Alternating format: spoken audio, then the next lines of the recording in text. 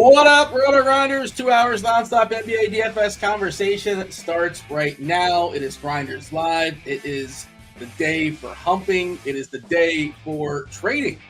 Jonas Valanciunas just traded about 10 minutes before the show. Myself, Tasteful Tides, Tim Buell, single entry, 3-entry max specialist. We were just talking about the trade. I know our projection team's going to be hard at work as well. Looks like the projections have already been updated.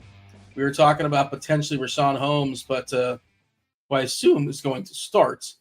But they're probably going to play Vukcevic some more. And Brooklyn has one big in Claxton, and Sharp is the other big. He's questionable, but the rest of their bigs are hurt. So I don't know. I don't know how that's going to turn out. That game could very easily go small. But these are the things, we got to be prepared, got to be ready. Of course, Washington is active. They already traded earlier in the day Kyle Kuzma to Milwaukee. Are Milwaukee fans excited about Kyle Kuzma?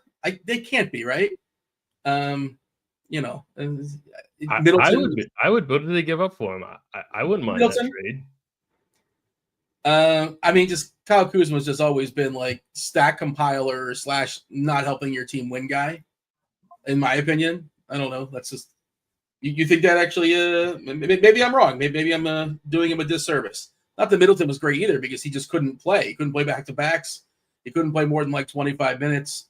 So I guess they can get some run out of Kuzma, if nothing else, get a reprieve in the regular season for all the minutes that and the usage that guys like Giannis and Lillard are doing. But, we got 9 games on DK, 11 on FanDuel. FanDuel is including those 2 late games, Orlando, Sacramento.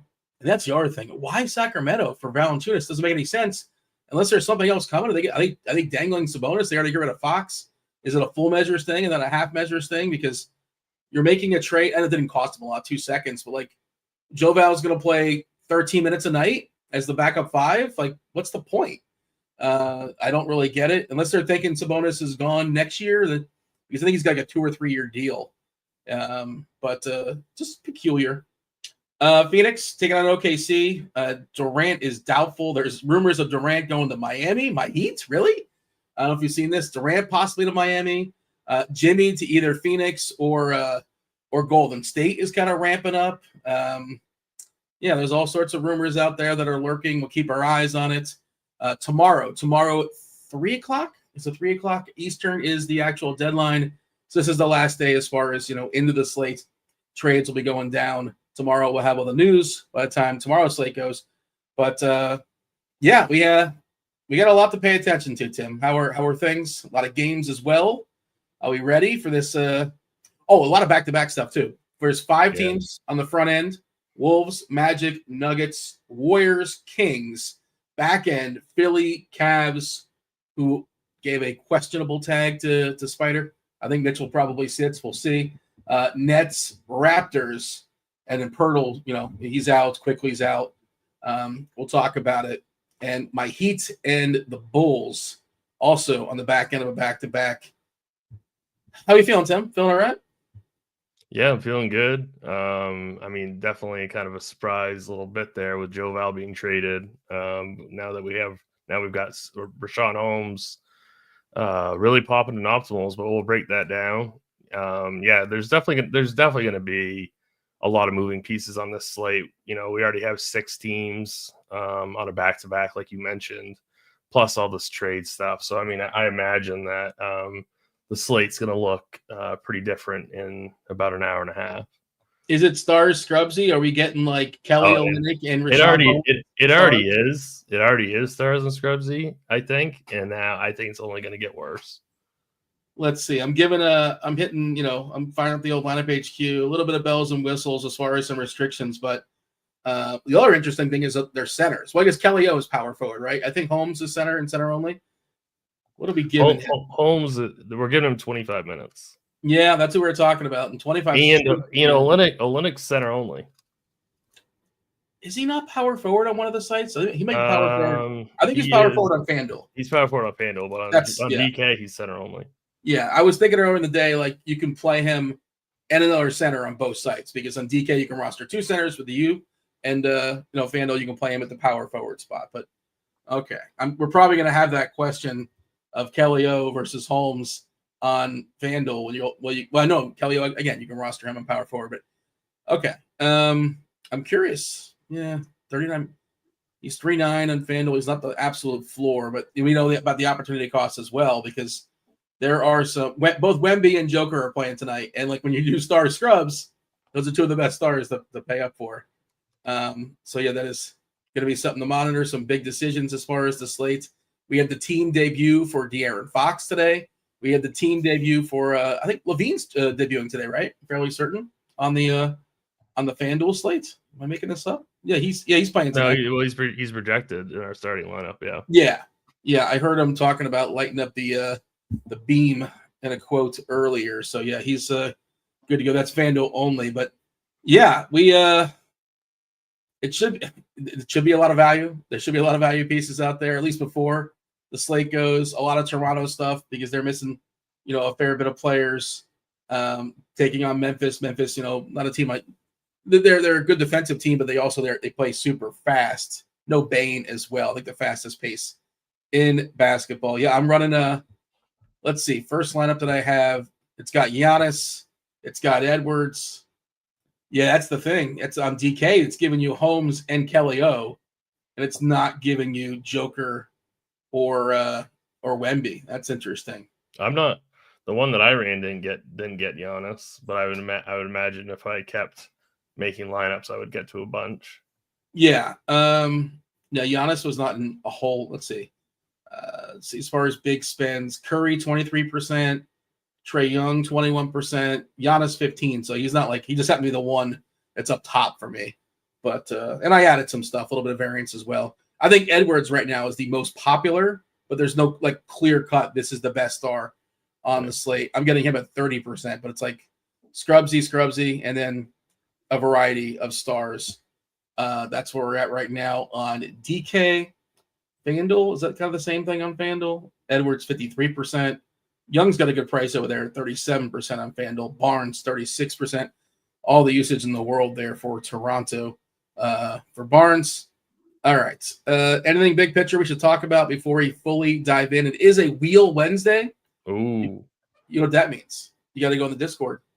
Producer Steve has a post. Just go ahead and hit the avatar right under his post, and he'll throw your name on the wheel. We're going to spin that wheel around 6 o'clock on the East Coast. Give away a week free of RotoGrinders Premium. I don't know if we hit 100, maybe we give away 2. As far as 100 likes, do it the like button. Yeah, smash it, tap it, caress, whatever adjective works for you.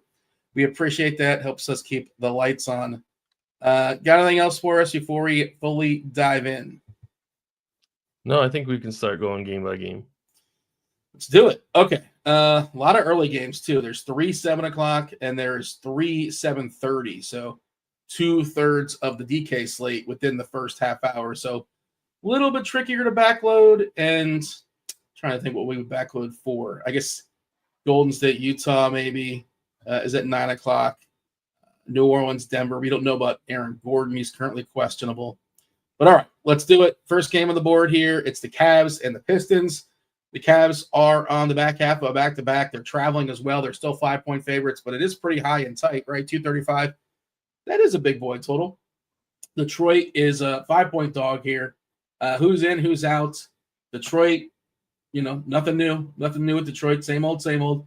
Cleveland, nothing new with the exception of a midday downgrade for the traveling back-to-back Donovan Mitchell. Big night for him last night. They did lose, right? They lost to Boston, I'm pretty sure. But he had a big score.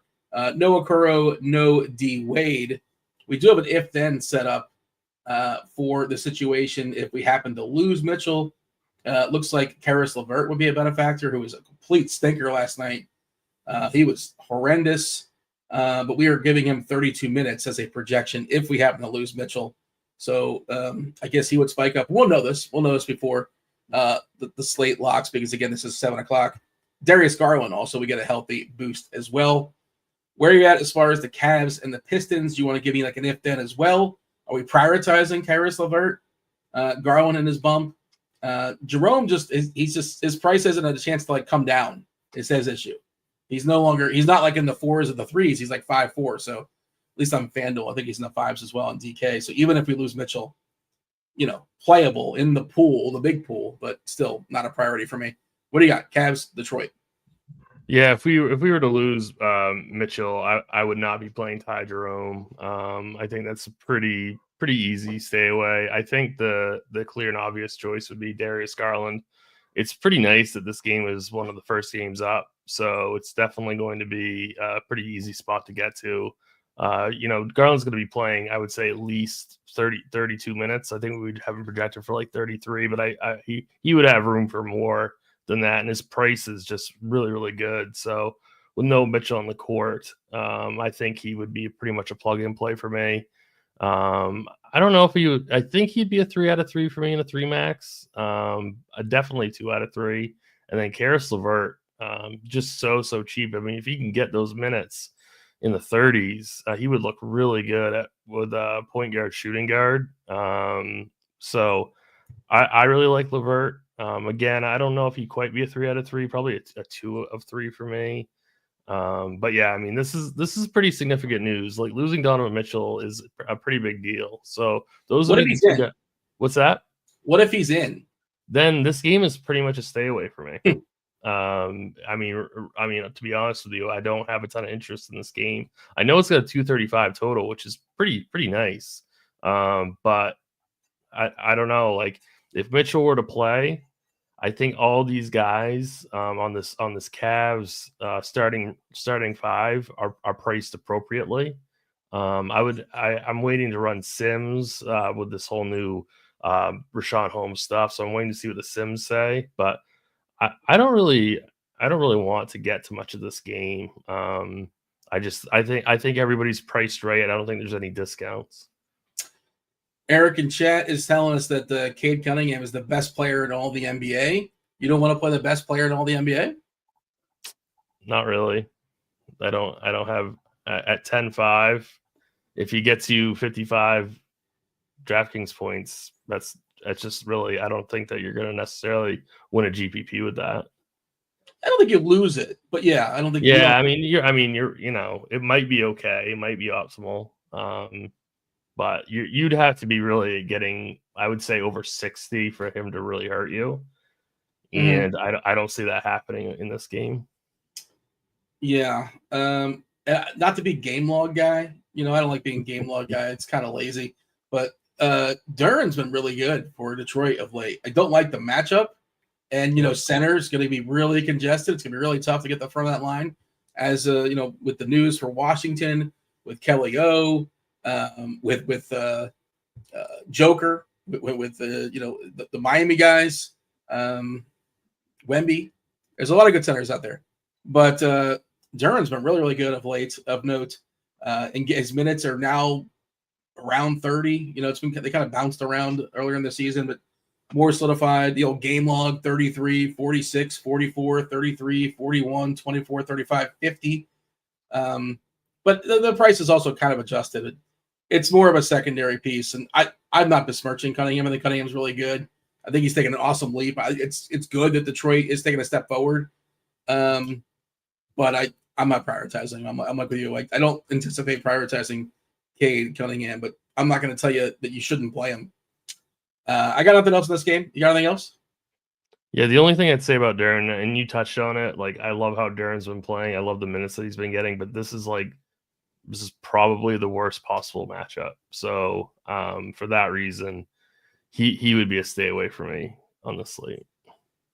Let's see. According to the Vents versus Archetype, Post Big's 21st matchup, which obviously not good. I would think of it as worse than that as well. I would have thought it'd been a little worse than that, yeah. But still, I'm just not. I don't want to attack Mobley and Allen. Same. Milwaukee, Charlotte, another 7:00 game. 223 is the total. Milwaukee is a 10-point favorite. Of course, there's no Middleton. They just traded him away. Lillard officially probable. Giannis officially probable. I think they were fine a couple days ago. That was just like a rest. They basically took the L versus OKC. I think OKC beat them by like 40. Just an absolute shellacking.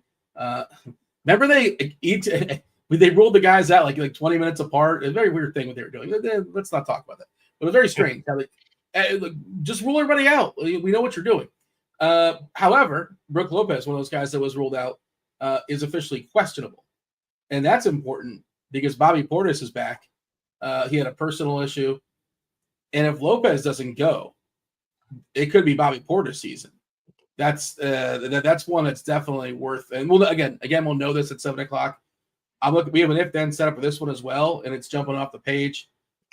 If we happen to lose Lopez, we're giving Portis 32 minutes. It's under the presumption that he would start, which I would assume he would.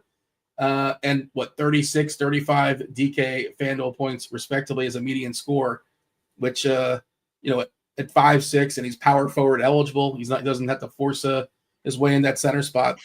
I think he would be, if nothing else, a cash game priority. And you talk 3 of 3 if you're playing 3 entry max, possibly in every single lineup.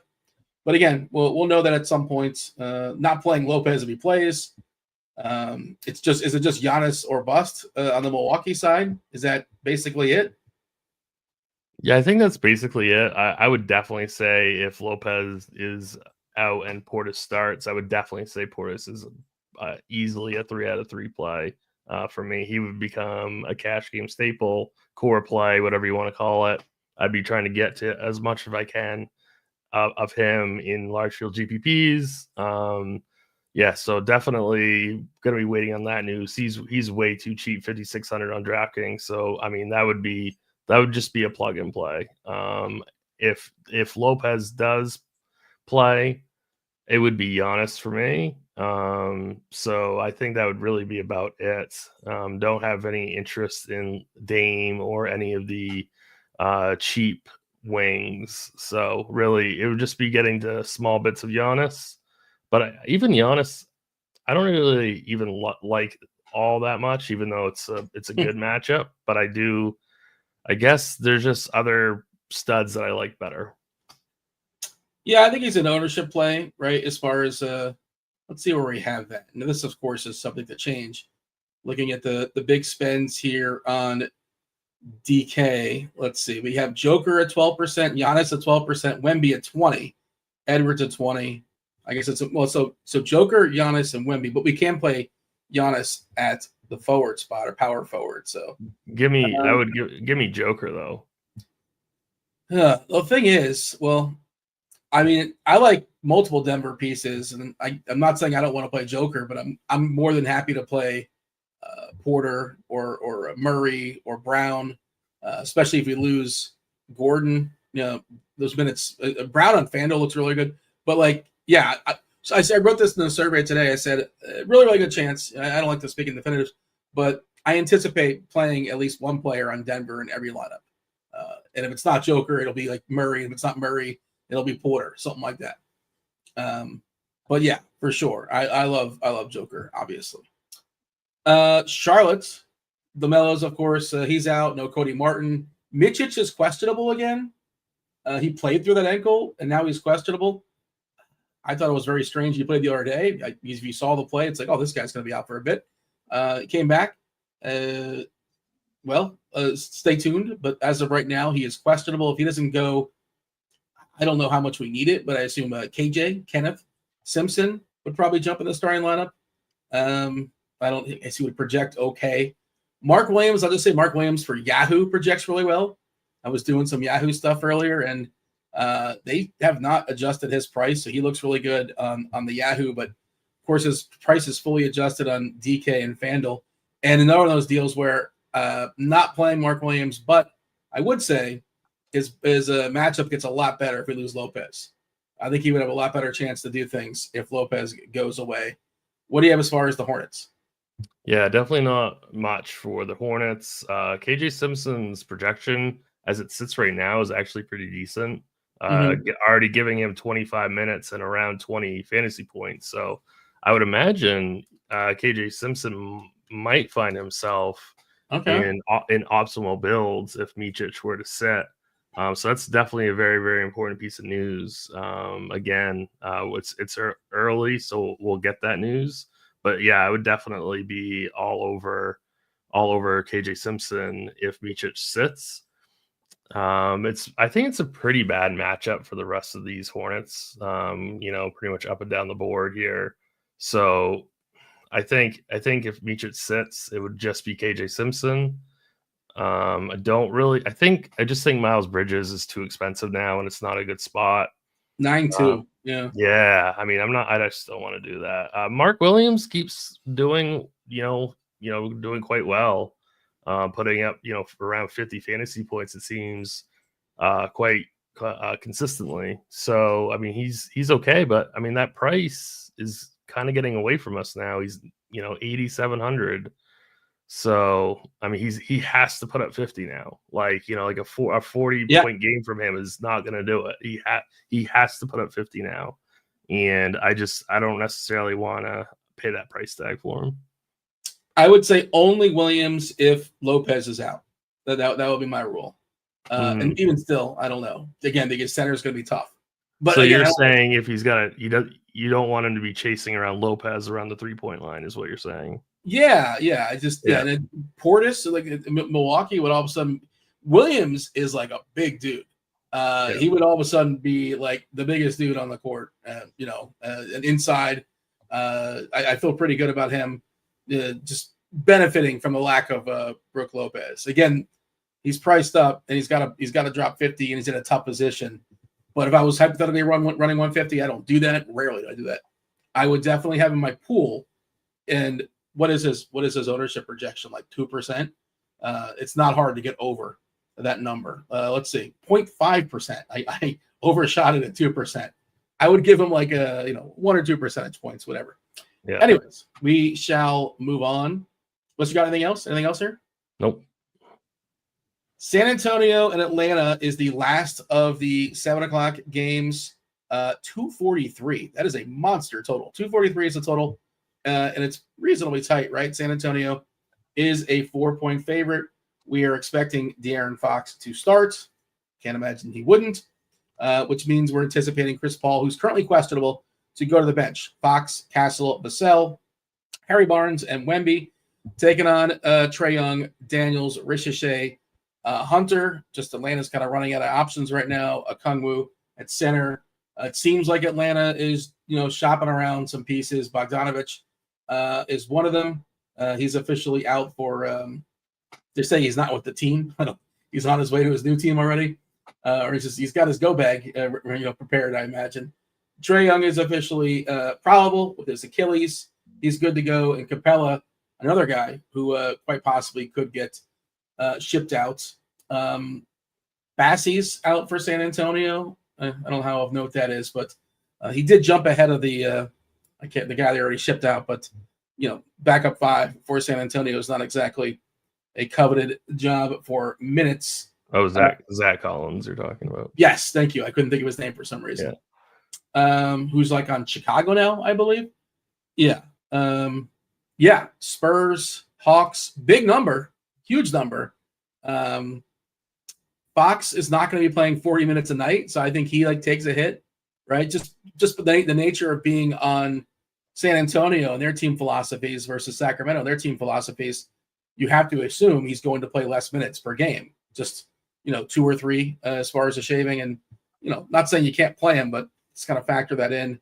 How do you feel about Fox now on San Antonio? How do you feel about the Spurs tonight? And then we have a Hawks rotation. There's only so many people left standing. So it's an interesting tournament game, I think.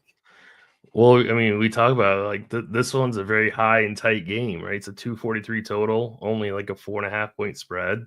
But like you mentioned, Fox is not going to be playing upper 30s minutes now. He's going to be playing low 30s minutes. Like we haven't projected for 33 now. 8K. I mean, this game on paper should be like a fantasy goldmine, but I really don't have any interest in Fox. I think Stephon Castle is okay at 5,300.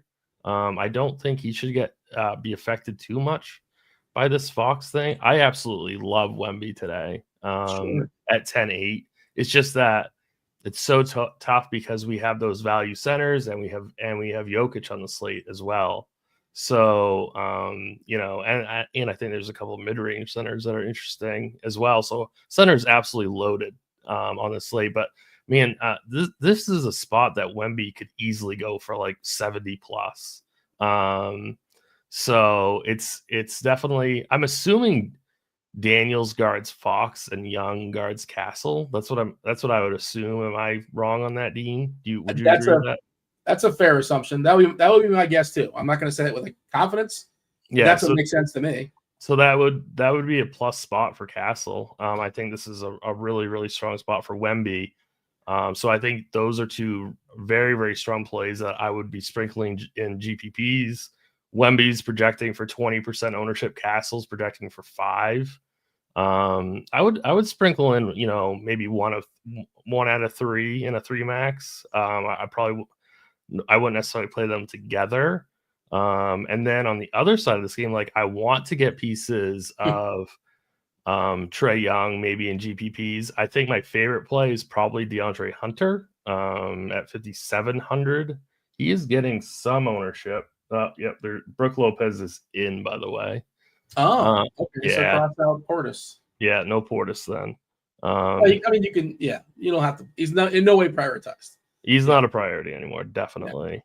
Yeah. So I think Hunter is my favorite Hawk, followed by Trae Young.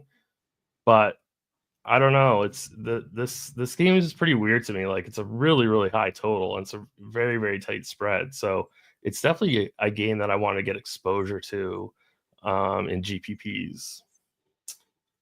Yeah, I was thinking about the Hawk run back as well, and I kind of like Daniels a little bit. Trae, he can drop his 20 and 15 assists. He can do that as well.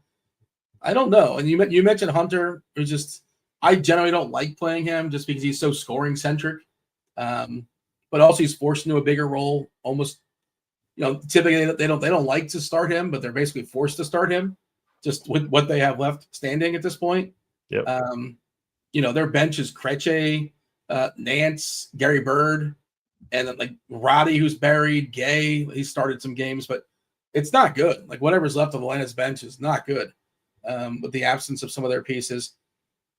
So yeah, I like Hunter as well because he's got a fair price and he is super reliant on scoring, but certainly he can score 25, just points in the bucket.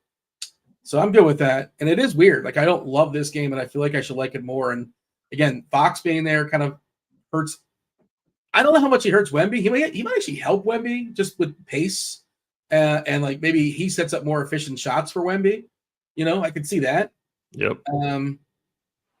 Chris Paul, obviously you're not playing Chris Paul if he does play. And if he's out, we have an if then, and it's not really dramatic, right?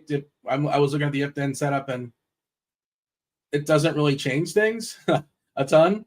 The way they have it set up, Keldon's going to get a hit with not efficiency, but just usage with Fox being there.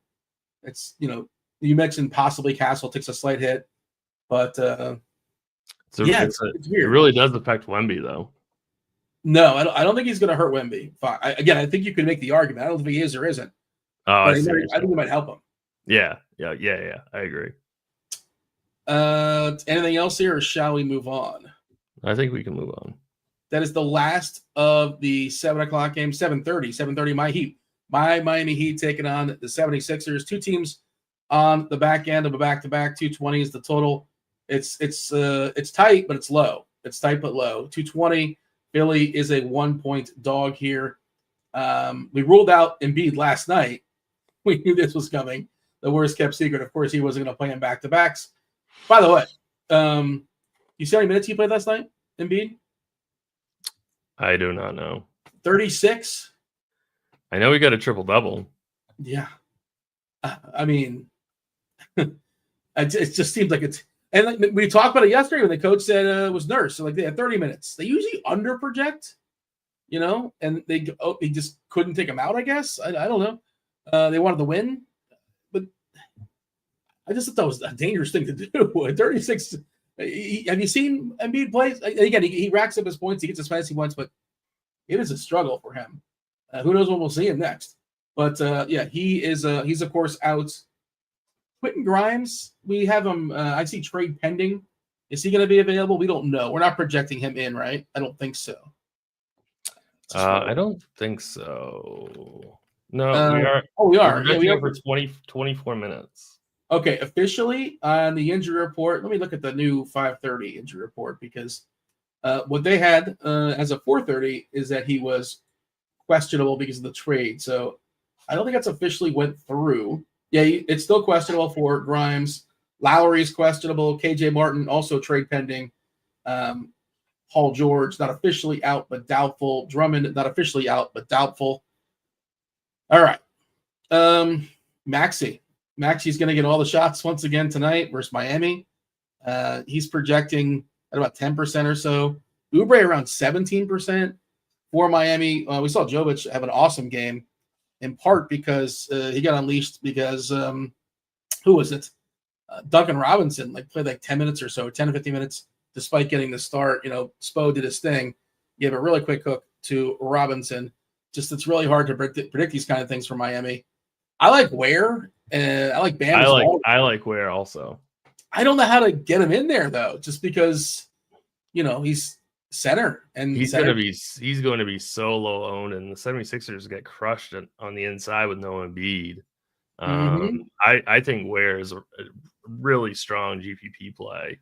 I agree. I think he could absolutely crush this 6.2 price tag. So he's definitely on my radar. I mean, I would consider taking a shot on him even in single entry. I would put him in 1 out of 3 and a 3 max. You'll get him at 1% too. Yeah, I mean, he's going to be very, very low owned. So, yeah, I had Ware circled when I saw Embiid was out. This was before we had all the center value. I was like, oh, Ware is definitely going to be my guy tonight. And now we got all this center value. So I was like, oh, I don't know. But still, I really want to play him. Yeah, I think he's a really, really strong. He might be like my hot take play, ownership considered, is Khalil Ware.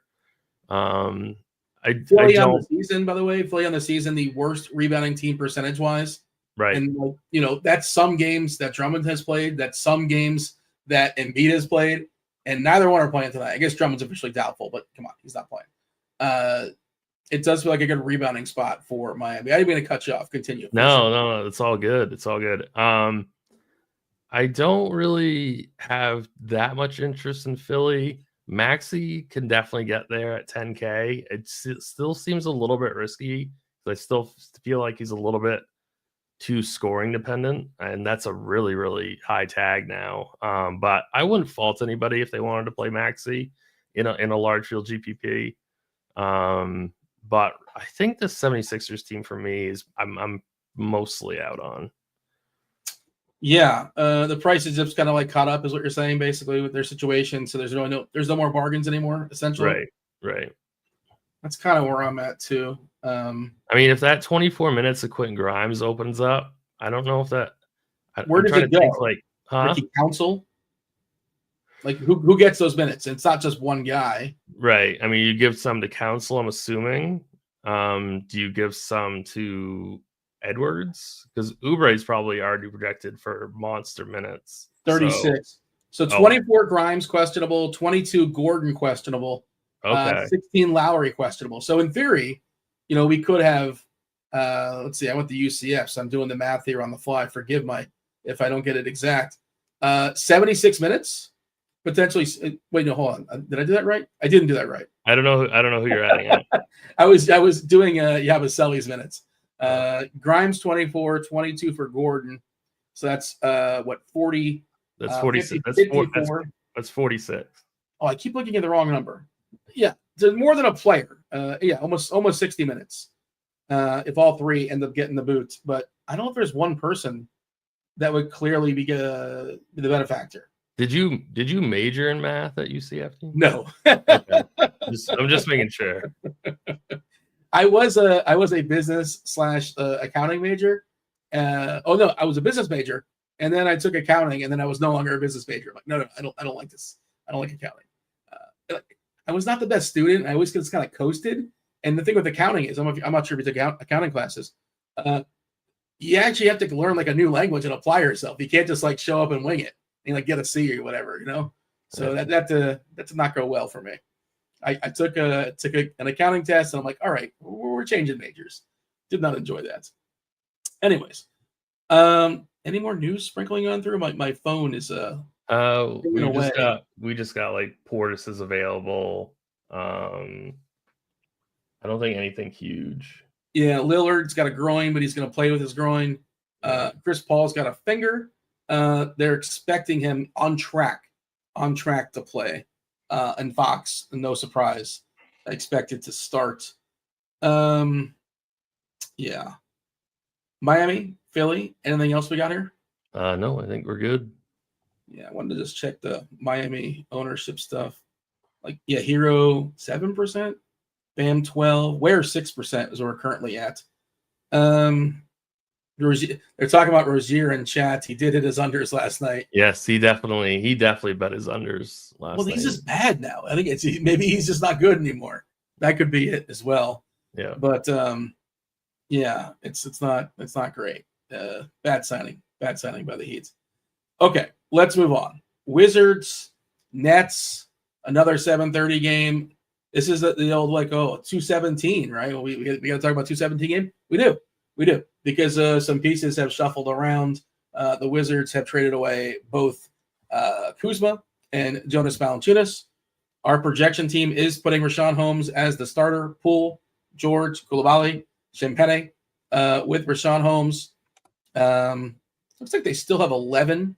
Kispert, Brogdon, Carrington, Gill, Johnny Davis, and Vucevic on the bench. Is there anybody we're missing? Whatever happened? I guess, is Brogdon just never going to get traded? I know his value's kind of been zapped, but he was the guy that was supposed to get traded. Yeah, it's just been passed around, and I guess his value is an all-time low. Nothing else of no. Sarr, of course, is still out for Washington.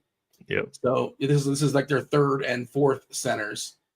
For Brooklyn, Sharp is questionable, so they might be down to just one center if he doesn't go. Claxton is good to go, but Watford is out. Cam Thomas is out.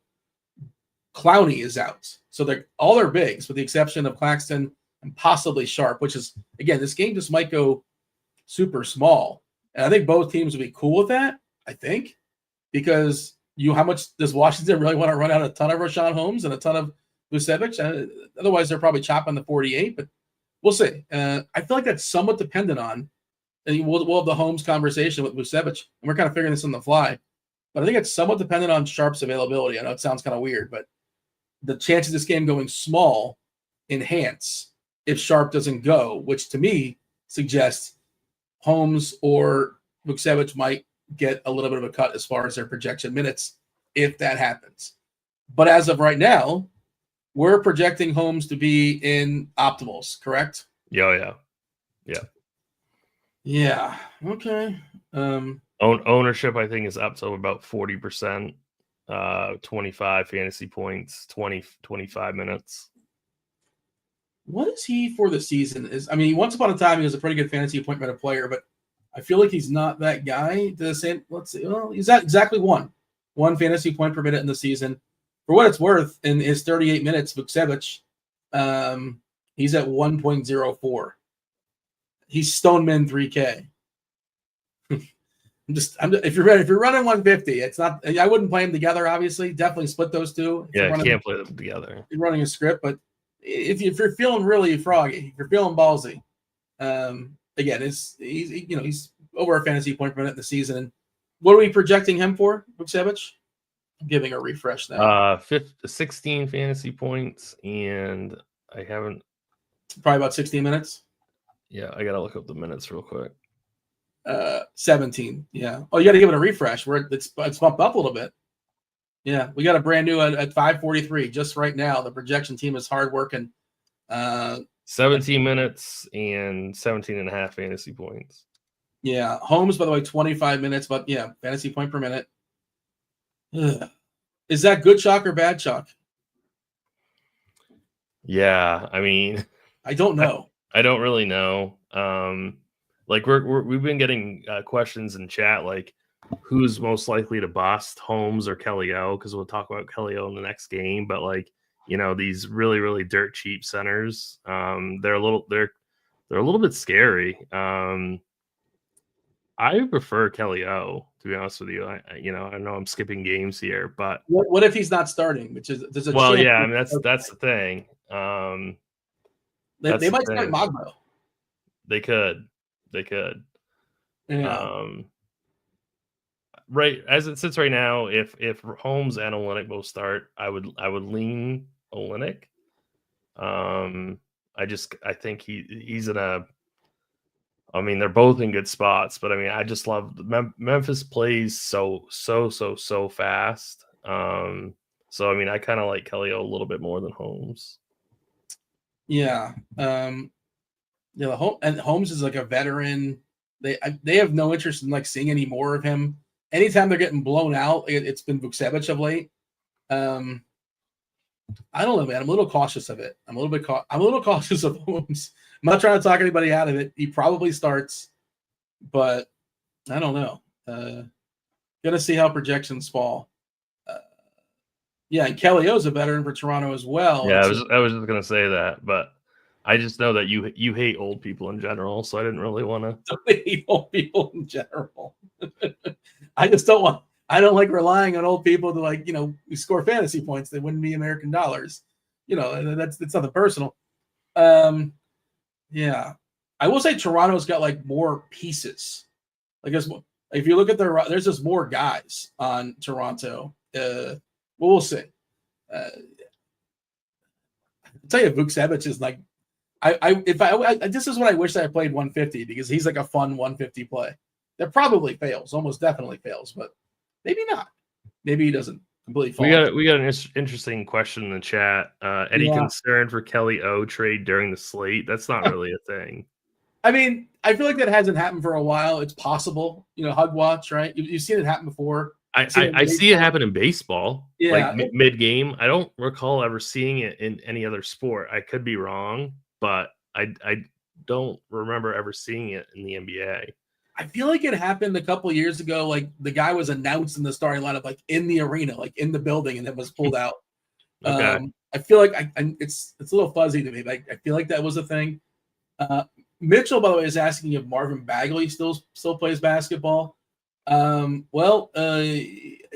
not playing tonight. He's not playing tonight. He's got a knee, and is he done for the year? I think his career is basically, I don't say over, but I think he had a really severe knee injury, and I think he's done for. I think he's done for the season. I'm pretty sure. Joey said Harry Barnes. That's who it was. I think it was Harry Barnes that was traded in like introductions, basically. Paul George upgraded the questionable. I was just gonna bring that up.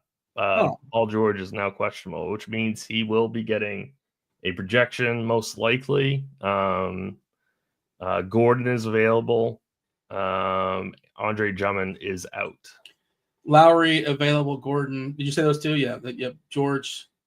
But even if George plays, I don't care. Like, that to me just is a slight hit to Maxey, if anything. I was gonna say you can throw out everything I said about Maxey because I don't think you can play Maxey if George is in. All right. Did we talk about Jordan Poole? J3 wants to talk about Jordan Poole. Yeah. So I mean, both of these games I'm really intrigued by. I like quite a bit. Washington, Brooklyn, and Memphis, Toronto games are fantastic, I think. So yeah, I mean, I think Jordan Poole is a really, really strong play at 6,500. I have no issue with that at all whatsoever. No more Kuzma, no Joe Val. I think Jordan Poole is going to chuck. Whether or not he makes them, I don't know. But if he does, he's going to put up well over 40 fantasy points here. So he is showing a little bit more ownership than I thought he would, but I still think he's a really, really strong play. And I think getting to a little game stack of this game, it makes a lot of sense in GVP. Is like, I kind of like Zaire Williams. I don't mind Keon Johnson. You talked about how Day'Ron Sharpe is questionable. If he misses, do you like Nick Claxton over Khalil Ware? It's a tricky question because, again, I think this game can very easily just go small, and like both teams, like how much are they going to push Claxton? The matchup, of course, is awesome. We love picking on Washington. Mm-hmm. So yeah, we currently have him projected for 28 minutes. back half of a back-to-back. They've been really cautious with his minutes. They're going nowhere. If you want to bring the tankathon into the conversation, you lock up both these owners, both GMs to the lie detector. Do you think they want to win this game? They don't want to win this game. In Brooklyn, they've won 3 in a row, and it's really tough. Washington's the toughest opponent, right, for the tankathon. But so maybe they just can't help but beat them. So I don't know. In the back half of a back-to-back as well, and Claxton came into the season with dealing with a leg. I think he's interesting. But again, I just think maybe they don't push Claxton to like 33, 34. I guess they can. Has he played that many minutes this season? What's the most he's played this year? Who's that? Claxton. The most he's played in one. Grimes is unlikely to make Sixers debut tonight. Claxton did play 34 minutes against New York last month. He played 37 against Utah. Wow. Okay. It's been a while since they really pushed them into the 30s, like 5 or 6 or 7 games. But okay. All right. Stay tuned on that. Yeah, Grimes unlikely to go. So we are projecting him in for what it's worth. Yeah. But we don't think that's going to really open anybody up, right? I don't think so. Especially now that we're projecting George in. Yeah. But he also might go out. He can certainly go bye-bye as well. Oh, absolutely. Yeah. Yeah, pull the old Grandpa Simpson. Right. Yeah. I like the Memphis-Toronto game better, by the way. You kind of brought that into the conversation. I love the game environment more. I know Washington is a great team to have in a game environment. It's just like Brooklyn is just such a slog. And like Cam Johnson's back. Did I mention he's back? He's back. And he's also supposedly on the trade block. I don't want to say showcase game, but it's a good. If you're going to showcase somebody, though, you want to showcase somebody against the worst, and this is the worst. I don't know. And Russell, he had the weirdest game the other night. I don't know if you saw it. Was that yesterday? I think it was yesterday, right? Where he had 2 threes in the last 4 seconds of the game to win. Did you happen to catch this? No, I didn't. Yeah, it was against Houston, and he had a total of 10 points. He was like 4 of 17, but like the first 47 minutes and like 39 seconds, he was horrendous. And he scored 6 points in the last 10 seconds and won the game, which I guess you can argue again, management not thrilled. And they baby his minutes, and it's the back half of a back-to-back, and it's kind of sort of surprising he's playing, to be honest. But yeah, and again, I just sort of mentioning, I thought it was really interesting last night. What a devastating loss for Houston. Terrible loss for Houston. But I like the Toronto game versus Memphis a little bit more. Unless you got anything else on Washington, Brooklyn, we can move on. No, we can move on. Okay. By the way, again, a reminder, because we're not waiting up to the bell. We're not waiting to the bell. Producer Steve's got to do some work and transfer the names. Get your name on the wheel. Jump in the Discord, RotoGrinders.com/Discord. The live stream chat channel. Again, RotoGrinders.com/Discord. The most of the Discord channels are free. That will be a free channel. Just hit the button where Producer Steve hit the avatar. If we get 100 likes, don't we get 2 spins? Yeah, but we got to beg for that. And it's like, dude, what are we even at? Do we even know? I don't know. I don't like to stoop. I don't like to beg. Steve will tell us. So let us know in the chat. If we do hit 100, though, we will spin the wheel twice. Memphis, Toronto, 236.5 is the total. Toronto is a 13-point home dog. As far as who's in, who's out for this one, well, Desmond Bane. Desmond Bane is out for Memphis. Zach Edey is available. He's got a nose, I believe, is his thing. Brandon Clark, another big, is questionable. He's got a back. Marcus Smart, he's got a finger, so he's questionable. BWJ, Vince Williams Jr., he's got an ankle. He's questionable. So some potential stuff here can open up for Memphis. We are projecting Ja, Kennard, Wells, Triple J, Edey to take on Davion Mitchell, Dick, Walter, Barnes. Walter did that start yesterday, and we are projecting Kelly O to start, but I wouldn't put that one in pen. But yeah, you got to. He's the most likely guy to start, I think. But RJ Barrett, of course, he's out for Toronto. Boucher is questionable. Another guy rumored on the block. Hurdle, he's got a hip, so he's not playing, and Quickly cannot play on the back half of a back-to-back. Mitchell, I think, was a DNP CD, maybe Maybe because they were anticipating him playing today because they knew Quickly was not going to play the back half of back-to-back. I don't know.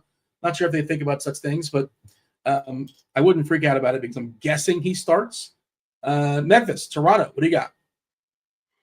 Yeah, I mean, obviously Kelly O is a very, very important part of this slate. I also think that Scotty Barnes is a very important part of this slate. I love that he has point guard, small forward eligibility. I think this is obviously a tremendous pace matchup. This game should play super, super fast. So, I mean, getting multiple pieces of this Toronto side is completely fine with me. If you wanted to go Kelly O, Scotty Barnes, Jacoby Walter is projecting pretty well at 3,200, projecting for around 23 fantasy points. I don't mind Grady Dick. He's probably going to be the lowest owned out of Olynyk, Barnes, and Walter. Davion Mitchell, I really don't have much interest in at all, but I do love the other four projected starters for Toronto. This is a team that I think we should be building in aggressively into our GPPs. So I love Barnes. I saw that he was a core play in lineup HQ. I love that call. I love that take. No Quickly, no Barrett. Barnes is going to be like the heaviest usage player for Toronto. He's definitely going to be running the true point here. And then, this is one of the reasons why I slightly prefer Kelly O over Richaun Holmes is just because of the game environment. I ran some stuff again, but I new update on lineup HQ, give it a refresh. But the most popular players hitting my DraftKings lineups right now, this is so gross, is Kelly O, Richaun Holmes, Grady Dick, and Jacoby Walter. You didn't get Scotty Barnes? No. Well, I mean, I have some, I'm sure. Let me see. Right. I don't think I capped it as far as number of players per team. I don't think so. I usually do that. Yeah, I have up to 8. Obviously, I'm not going to play 8. But where's Barnes at right now as far as ownership? 17%. Yeah, he's not. Well, let's see. Now you're making me scroll. Let me find him. Yeah, he's around 18%. Yeah, I'm sure he's probably in about that percent. 9%, which is a little surprising. The funny thing, the guy right above him is the one I really like on the other side is Triple J at 13%. Mm-hmm. Something I was monitoring earlier in the year when Pirtle was out. When Pirtle was out, Toronto was the worst rebounding team in basketball. They were horrendous. I was looking at the splits. I couldn't find splits like on-off, like true on-off stuff, but I found like the games, and it was like 50% on the season with Pirtle. And with him not playing, not dressing, like 42% as far as team rebounds. Just horrendous. I really can't play Edie, right? But like this is a spot, if they actually give him like 24 minutes or something like that, he can get like 18 rebounds here. Triple J, not the best rebounder, but I think this is a spot where he can get some extra rebounds as well. Yeah. Just Toronto really vulnerable on the glass when Pirtle is not in there. And I know Quickly's a terrible defender, right? So their defense gets better if Mitchell's in there, presumably. But Pirtle on the inside and Barrett on the outside, their defense takes a pretty significant hit as well with both those guys missing. So I like Triple J as a run back because you talked about playing Toronto and Kelly O, Grady Dick, Walter, who I don't know how I feel about Walter. Like, what is his ceiling, right? But he probably doesn't hurt me. Is kind of where I'm at. How would you prioritize those? I know it's different positions, but Dick, Kelly O, and Walter as far as the Toronto pieces. Walter is valuable just because of the positions that he covers. Yeah. We already have such value at center. So he's shooting guard, small forward on DK. I don't think he has much of a ceiling, but can he match somebody like Richaun Holmes? I think he can. And then you can, pay up for somebody a little bit more expensive at center to make your lineup a little different. I think that's the value of Walter on the slate. But yeah, I mean, not to cut you off, but Boucher, he's a guy that could take away minutes from Kelly O. Just saying. Yep. It would have been way better if Boucher was out. I still like Kelly O more than Holmes though. It's tough. And I know optimals are going to give you both. which is going to be a tough decision. Walter on the season, 0.74 fantasy points per minute, usage 18%. That was his FanDuel fantasy points per minute for what it's worth. I assume TK something similar. Do you like Triple J as a run back? Ja, do we like Ja as a run back? Who's your favorite run back on Memphis? Triple J would be my favorite run back. I think this is a really, really good spot for him. Morant's fine, but they just rarely push him over 30 minutes. So I know that he could absolutely crush his price tag in 29 minutes against this Toronto team, but I just don't like his minutes. He just doesn't get enough for me. They gave him 29 last game, and that's normally the case. But they gave him 29 last game, and I think that was a blowout. I'm trying to see how much of the fourth he played versus San Antonio. Pulling it up here on the fly. He didn't play the last 4 minutes, so maybe they would have last 3 minutes. So maybe he would have got to 32, even 32. It's just he had that one game where he came back. He was either questionable from illness, where he played 37 minutes. It's like, where'd that come from? And I thought he was ill, but otherwise they usually keep him in check, right? As far as 30, 31, 32. Not that he can't do damage here, but it's hard to prioritize. Anything else here as far as Memphis and Toronto?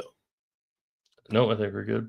We got 3 more games on the DK slate, and then Phoenix, OKC, Orlando, Sacramento. If we don't get to that, of course, crunch time's going to be all over it.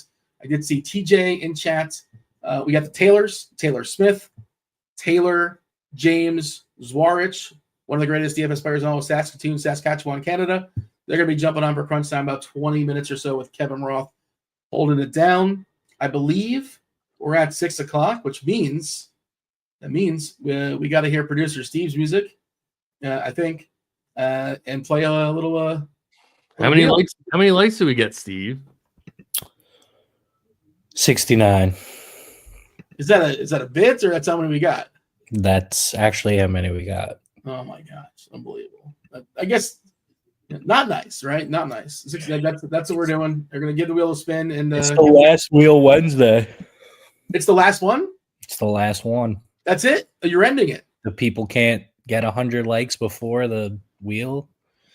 I'm gonna cut them off. Wow. You can still play your games. That's fun, but last wheel Wednesday. Oh my gosh. Maybe it'll come back. Is that a threat to try to get people to hit it now or no? No. I was the first I'm hearing it. Who is? Micic. Oh, okay. Kenneth Simpson's music. Okay. We'll see how that changes things. Let's give it a whirl, Steve. Make it a good one.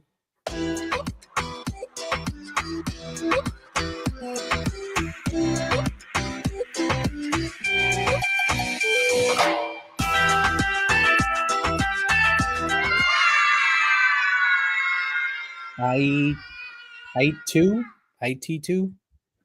I'll shoot you a message in the Discord. Nice win. All right. Is that an Isaiah Thomas reference? Or it's spelled a little differently, obviously, but yeah, shout out to IT2. Okay, we got 3 more games to go. Any more news coming in? Any news sprinkling through? Duncan Robinson is available. He has that hip. Haywood Highsmith, he's got an Achilles. He's available. We said Boucher also available for Toronto. Boucher's a 1 in 150 guy. Again, I wouldn't play him with obviously you don't play him alongside Kelly O, but if you want to tell yourself a story, Boucher has those ceiling games on occasion. He was coming back from illness. I assume he's fine now, and I don't know, 50% chance he gets traded. Maybe he could also be a DMP. Like they just don't play him. He could definitely be a DMP. This is and I'm just saying, if you're running 150 and you're trying to take different routes, that's a pivot away from Kelly O if you want to make that pivot. And I guess Mogbo is another one that theoretically could be that guy. But again, the floor is rough. Bulls, T-Wolves, 226 is the total. Minnesota is an 11-point favorite. Chicago, back half of a back-to-back and traveling. Minnesota still no DiVincenzo. Minnesota still no Julius Randle. The Bulls, Lonzo Ball's got a rest. He's also possibly going to get traded, maybe. I guess Kevin Huerter and Zach Collins, these guys are not playing anytime soon, or not just yet. It says coach's decision on the injury report, for what it's worth. I don't know what that means. I guess the deal went through and they're not playing because of coach's decision already. All right. THT is out. He's got a leg. And Dylan Terry is questionable with a knee. Trey Jones and all those guys, as far as the guys they traded for. So they are really thin. They'll be very thin if they lose Terry. They'll be down to 10 with Patrick Williams, Jalen Smith, Julian Phillips, Javon Carter, and EJ Liddell with the backup center. I guess the backup to the backup, right behind Jalen Smith. Bulls, T-Wolves. I think one of the best big spends in the slate is Ant. How do you feel about Ant-Man? How do you feel about the T-Wolves in general? Bulls, Minnesota in general? Yeah, I really love this game, especially the Minnesota side. That's one reason why I can't get to a job very much, is because I want to play Ant at 9,800. Definitely love Naz Reid at 6,300. His projection is huge. So, I mean, I think he's an absolutely smash play today. Buzelos for the Bulls, I think is pretty strong value at 4K. I wouldn't mind getting pieces of Josh Giddey at 7,100 in large field GPP, just because the ownership is really low. And I think the Bulls can at least somewhat hang here, even though it's an 11-point spread. So I don't mind getting to both sides of this game, but I mean, Ant is the priority. Nas is probably the next priority. Gobert's price is starting to rise, but I still think he's okay. But center is just too strong in the slate. So I'm out on Gobert. I'm out on Vucevic. I think I would be fading those two guys completely just due to the strength of the position. Does Vucevic get traded before tomorrow? Or at some by the end of tomorrow, is Vucevic traded? I don't maybe. Yeah. Do you mean Vucevic? Yeah. I don't know why I'm saying it like that. Yeah, I was so confused. Okay, yeah. So Vuk. It's much easier. Yeah, Vucevic, I don't know. But that's not going to affect my decision tonight. Like, either way, I think it's a pretty bad spot. So I don't think it really matters for DFS. And no team gives up more points in the paint, of course, than Chicago. That's why Gobert, in theory, is kind of interesting. That's where he lives. He's not a scorer by nature, but there's just too many centers where it's hard for me to prioritize him. But Chicago also top 4 when it comes to yielding rebounds. So it is a really good Gobert spot. But I think I like Nas more as well, like you mentioned. And also he's got versatility, right? He's power forward. So it makes him a little bit more feasible. Do you like any of the Bulls guards? So if this game stays close, and it's like not because Minnesota's missing every single shot, you have to think that one of these guys for Chicago steps up. Buzelos is like the interesting one, right? Yeah. And I'm not chasing the game last night, but like in theory, they should keep playing him. Last night he was 10 of 10. He was 4 for 4 from 3. Like, that's not repeatable. The other weird thing is that he was 10 of 10. He was 4 for 4 from 3. And I think he played. The team was +1 and is on the court, which is kind of weird. You'd think they would have benefited from that, but they should play him more. We're giving him 32 minutes. We're expecting him to start. That's not a guarantee. We're expecting kind of a shuffle up because he would be starting for Ball. Donovan Mitchell's out. Yeah, we kind of knew that was coming. It didn't make any sense from the play. LeVert, do we like LeVert? Chris Paul in, by the way. I'm not sure if you said that one as well, but yeah. I'd be waiting to see who projects better between KJ Simpson and LeVert. I'm guessing it'll be LeVert, but I mean, Simpson had a pretty good projection with Micic in, so it'll be interesting to see how many more minutes we give him. I would say Simpson is a more stable projection. I feel that's probably fair. LeVert, it's just a lot of times they just go by vibes, or just like he's not heating up, he's not doing this thing. He was terrible yesterday, and they have guys they can just sort of kick him out. They don't necessarily have to prioritize. Ty Jerome's right there. Sam Merrill's right there. There's other guys. But I think LeVert's probably going to project pretty good. We had an if-then that suggested he's going to project well. So yeah, I kind of like Chicago as a run back if I'm playing 2+ Minnesota. And that's sort of like, there's 3 games that I isolated. We're like, well, I like these 3 games, but they're all looking like blowouts on paper, right? Memphis, Toronto. Yeah, Toronto is a what? They're all double-digit dogs. So they're a 10+ point dog. Minnesota's a 10+ favorite here against Chicago. And the third one, what was the third game I was looking at? I wrote about it today in the survey. Oh, New Orleans and Denver.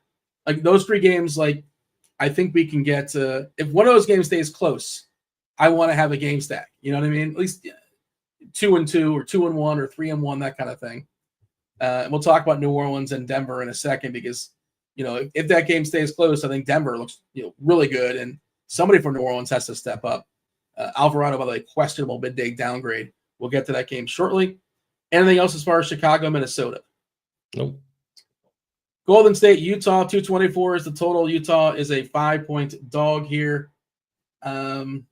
Injury report. Draymond is probable. Kuminga officially out. Looney is available. Another guy rumored in a trade, just throwing it out there. Moody's out. Wiggins is probable. Utah, Markkanen is questionable. Sexton's not playing. Nobody else of note. But, yeah, again, Golden State, there are some trade rumors out there. Just be aware of these things. Typically, odds are nothing goofy is going to happen just because of math, but it's certainly possible something will happen. We saw Quentin Post draw the start the other day. We see weird things that have Golden State incur all the time where guys will start and then get benched in the second half. Not saying that's going to happen. Just projections for Golden State are more fluid and more highly variant than other teams.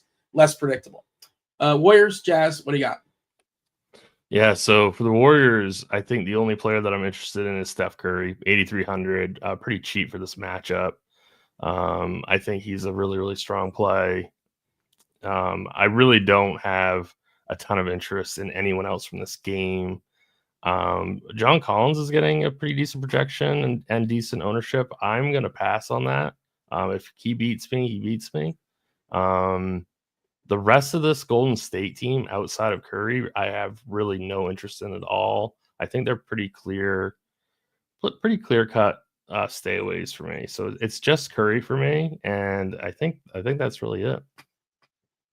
All right, we should move on and talk about New Orleans and Denver, the last game on the DK slate, the other 9:00 game. It's a dual-pronged hammer, but I agree with you. The better side of that hammer is New Orleans and Denver, specifically the Denver side, almost a 125 team total, 239 in total. They are, 10-point favorites to run this back. Just played this game not too long ago. Trey Murphy for New Orleans, back-to-back 40 burgers, just really got loose in that game against Denver, and I can't recall who he played against earlier, but I think he's been 8 of 12 from 3 his last 2 games. Not repeatable in the big sample, but, in one game, sure, I guess that's possible. Who's in, who's out? Well, Russ is out for this one. Aaron Gordon, he had that midday downgrade last time out, and he was also, been terrible. He's been terrible since coming back. We're currently projecting him in for what it's worth, but I don't know. We'll see. Big time minutes. MPJ got loose last time. Brown played a ton of minutes. You can always play Joker. The New Orleans side, who's in for them? Well, Alvarado's questionable. Rumors of Brandon Ingram to Atlanta. I don't know if you saw that. That kind of went across the timeline. Not that he's playing anyway, just interesting to note, I suppose. DeJounte Murray, of course, done for the season. Daniel Tice was traded to OKC, so he's not playing basketball tonight. And, of course, Herb Jones. And the big one, not the big one, but the one we're monitoring is Alvarado, who's questionable for New Orleans. Yeah, I said earlier, I'm going to play one player on Denver at least in every lineup, at least in theory. I think that holds. We'll see. How do you feel about Denver and New Orleans? Yeah, all I would say is keep in mind last game when these two teams played, Aaron Gordon was out. That really let MPJ go off. So just keep that in mind. I love Trey Murphy here. I know I'm kind of chasing game logs here, but he's just been playing so many minutes. If this game can stay close, I think Trey Murphy is in line for another 50+ point fantasy night. and I love that he's only going to be around 10% ownership. So I love Murphy. Yeah, I mean, if you're not double paying down at center, and if you're not playing guys like Ware, I mean, Jokic is your guy at center. He should not easily, but like a very, very good chance that he gets a triple double tonight. So love him. I've been playing Jamal Murray a ton on DraftKings at least, and I think 7-7 is still too cheap for him. So if you want to get to Murray and Jokic on the same team, I think you could play Murray, Jokic, and Trey Murphy. I mean, I know that's a ton of salary, but we have so much value already that you could do something like that. This should be a really, really fantasy-friendly game if it can stay close. So the Pelicans were able to hang with them last game.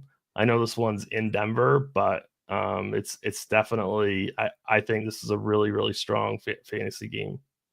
Yeah, kind of to your point, like I said before, I'm going to have for sure a what if this game stays close. I don't make a ton of lineups, but I'm going to have one.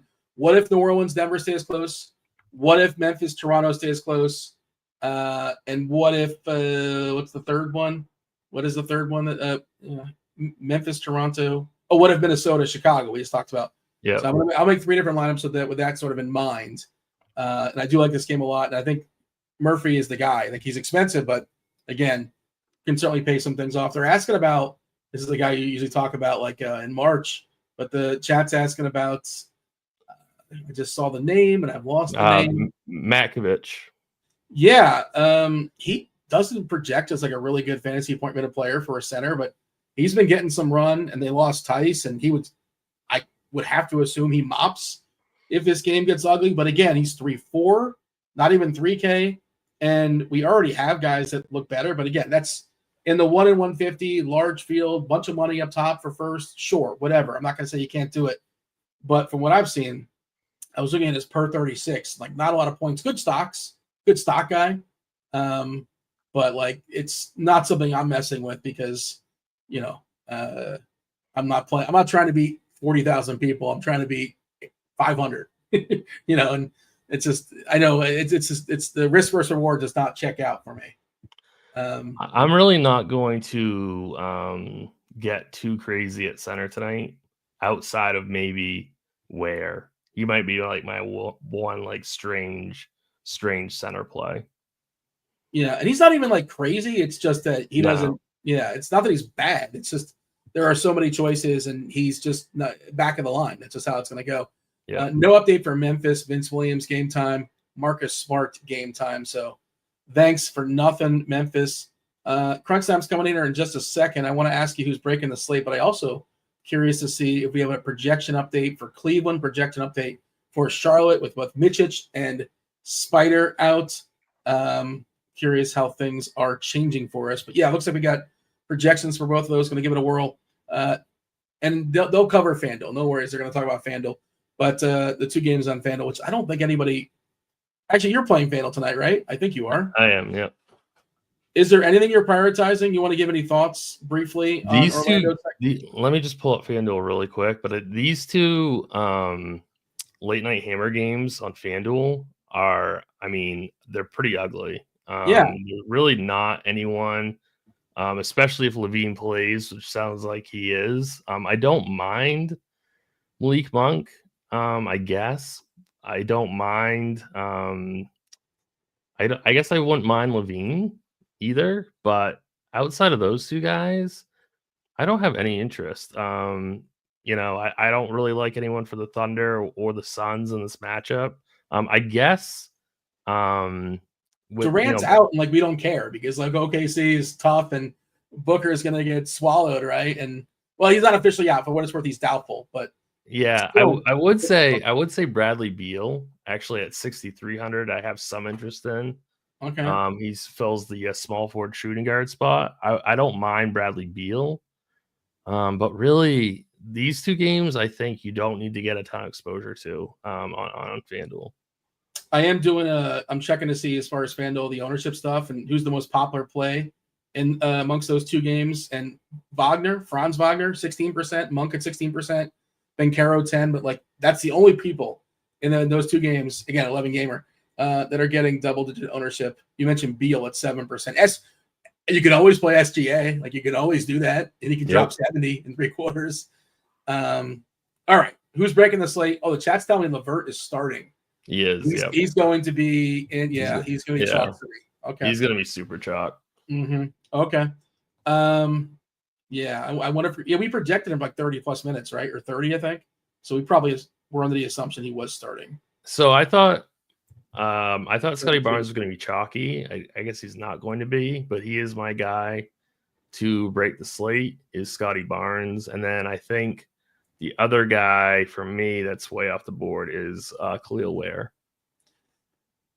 I like the Ware call. Simpson, by the way, 4-2 on DK. We're giving him 30 minutes and about a 24 fantasy point projection as a median projection. So, yeah, he's in the pool. He's in the pool. If you want to kind of flip it and spend up on centers and spend down at point guards, that's one way to do it, I suppose. If you're playing Joker, Simpson's the guy that can help you get there. All right. Seamless transition. We got TJ Zwarych, Tommy James Zwarych. It is Kevin Roth for crunch time. Let's go ahead. Let's do it. Transition right now.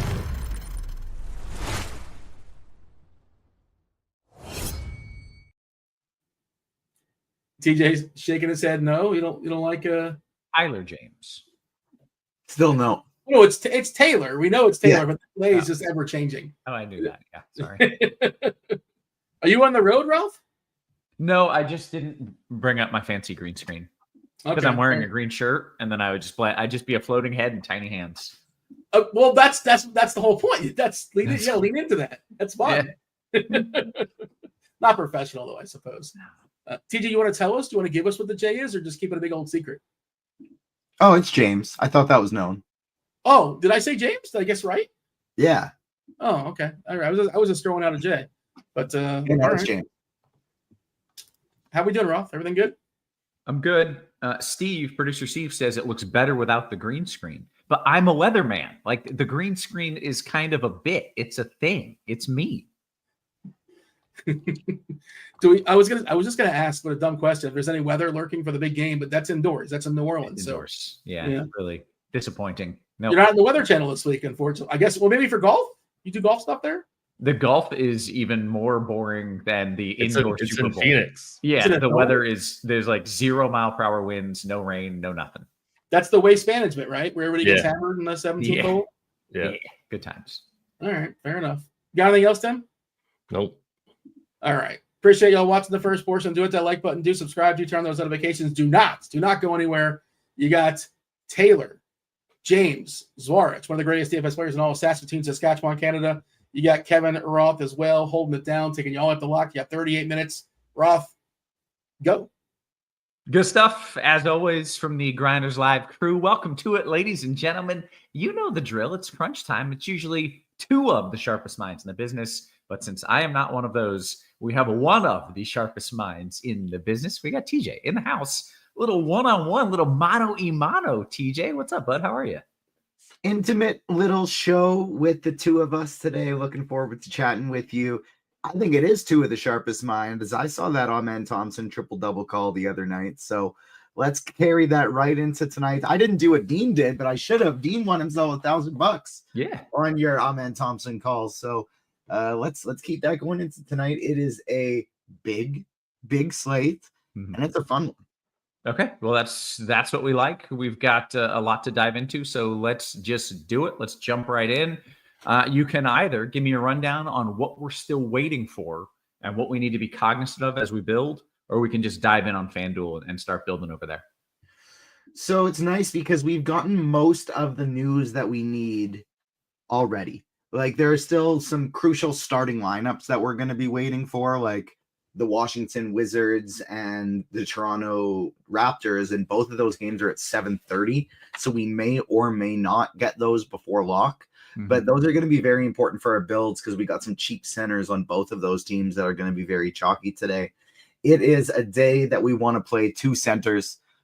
We got Wemby and Jokic up top. We got 3K range centers that we can play. So it is a double center day. I'm playing 150 lineups on DraftKings, and I made sure I'm going to have 100 centers on, or 100 double centers on both of those. You're going to have 300 centers. Lineups. Yeah, I was going to say 150 centers on both of those lineups. What I meant is double centers on 150 lineups. Gotcha. We're still waiting on Paul George and Lauri Markkanen, who are listed as questionable, but to be honest, I don't really care about either of them. It's just those two starting lineups that those are the two things that I'm really waiting on the most. Okay. And then we've got Fox McMill in the chat says we've got Fox in his debut. Is that happening? Fox in his debut, I don't think we really care. He's not going to be playing as many minutes as he was in Atlanta, and they got Chris Paul, Devin Vassell, and Stephon Castle all there. And so I'm going to personally take the wait and see approach. I think I planned on putting Fox in a few lineups, but I didn't actually get to him at all. Okay, interesting. All right, well, let's dive right into it. We'll start on FanDuel at point guard. We'll work our way down. We'll go to DraftKings. Then we will answer your questions. Make sure if you're watching on the YouTube, you hit us with the little thumbs up. TJ out here doing the work of two men representing. So hit him with the thumbs up. TJ, what do we like at point? So point guard, we have guys like Darius Garland who look a lot better right now than they did a little while ago because Donovan Mitchell has been ruled out for this one. So Garland is a guy that I'm going to be looking to target quite a bit in a similar price tag. You have Jamal Murray. Those are the 7 to 8K range guys that I'm looking to play quite a bit. But for cash, you're going to a KJ Simpson at 4K. He's projecting for 40+% ownership today, a nice 25 point projection on him.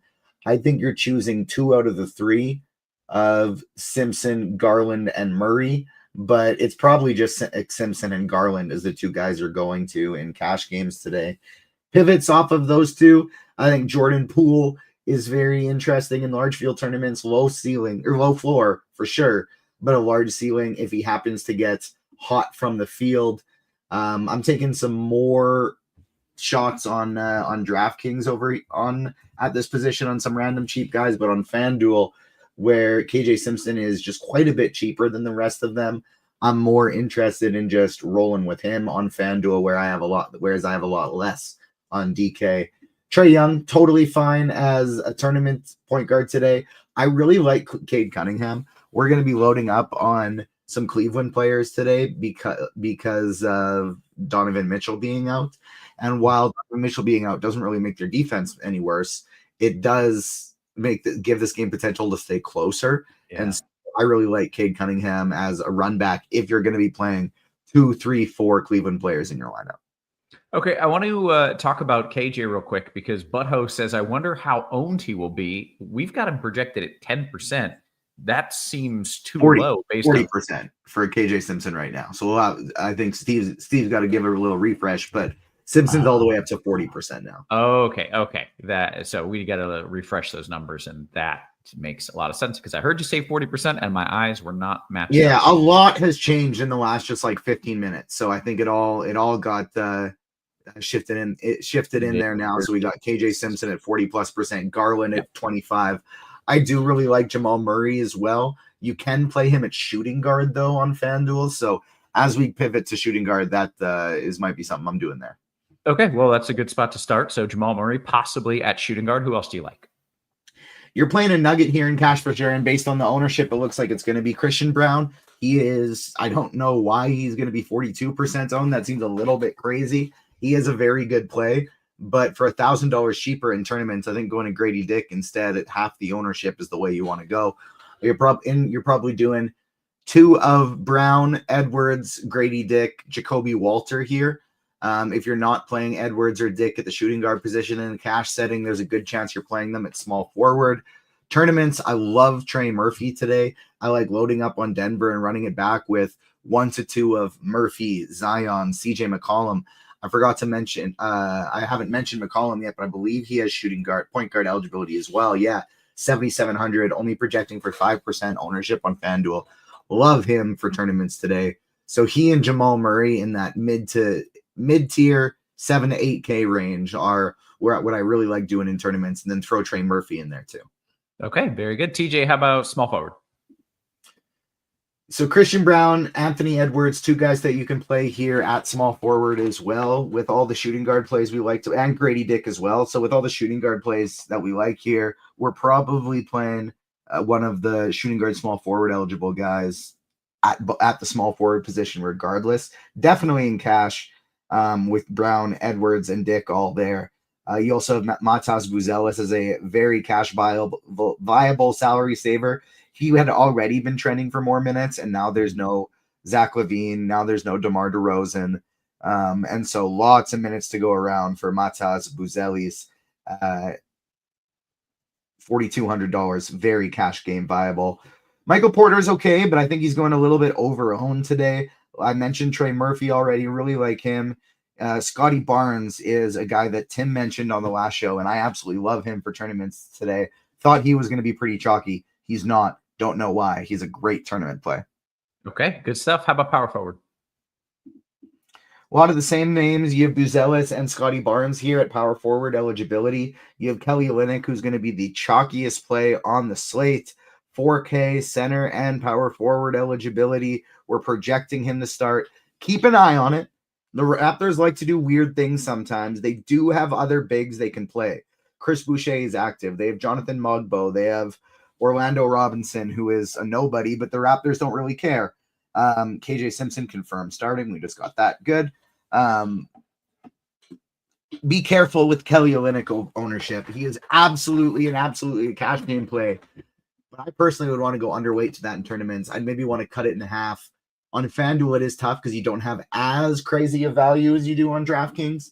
But still, at that ownership, we got Brandon Clark in, Vince Williams in, Marcus Smart in. So all the bench guys for Memphis are in against Toronto. So that means we don't really care about their value today. But be careful with Olynyk in tournaments is the long story short. Play him in cash, absolutely.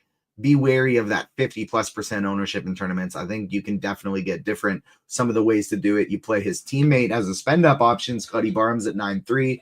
You have Victor Wembanyama and Giannis Antetokounmpo both projecting for sub 20% ownership on a slate that we have a lot of value.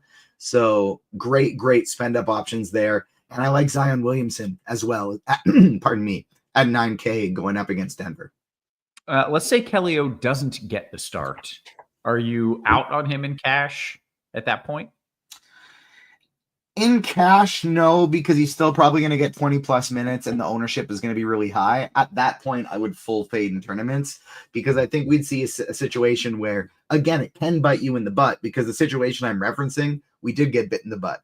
But Moussa Diabate was projected to start. And all of a sudden, he was 40+% owned. All of a sudden, he wasn't starting. And you look at him and go, okay, well, he's still a good play, even though he's not starting. But he's not as good, and I don't think ownership's going to drop enough. The slate started. He ended up coming in over his projected ownership. He was 45%, even though he wasn't starting.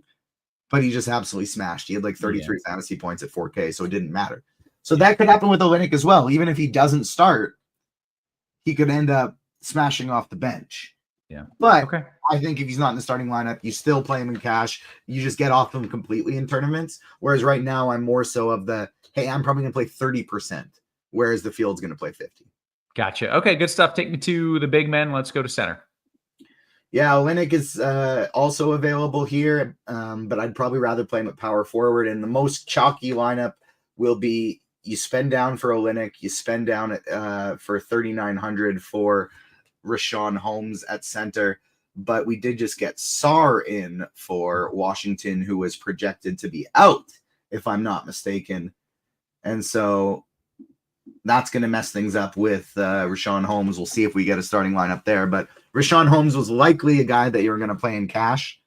But now that Sarr is in, who is projected to be out, he's in the starting lineup again. Richaun Holmes is maybe a guy who can get there in 20 minutes off of the bench anyways. But probably an ownership number you're going to look to go underweight on. And he's a guy that I probably would not play in cash if he's not starting. They could go double big men here because Kuzma's out. They traded Kuzma. They traded Jonas Valanciunas. And Tim's making a great point in the YouTube chat right now. This is going to make Kelly Olynyk even more chalky on this slate. I think maybe you look to spend up here and spend down at some of the other positions. Play yourself some Victor Wembanyama. Play yourself some Jaren Jackson Jr., Mark Williams at 8-3. Nikola Jokic on FanDuel at 13K, mind you. But we have value. Nikola Jokic is going to be single-digit ownership tonight. Yeah.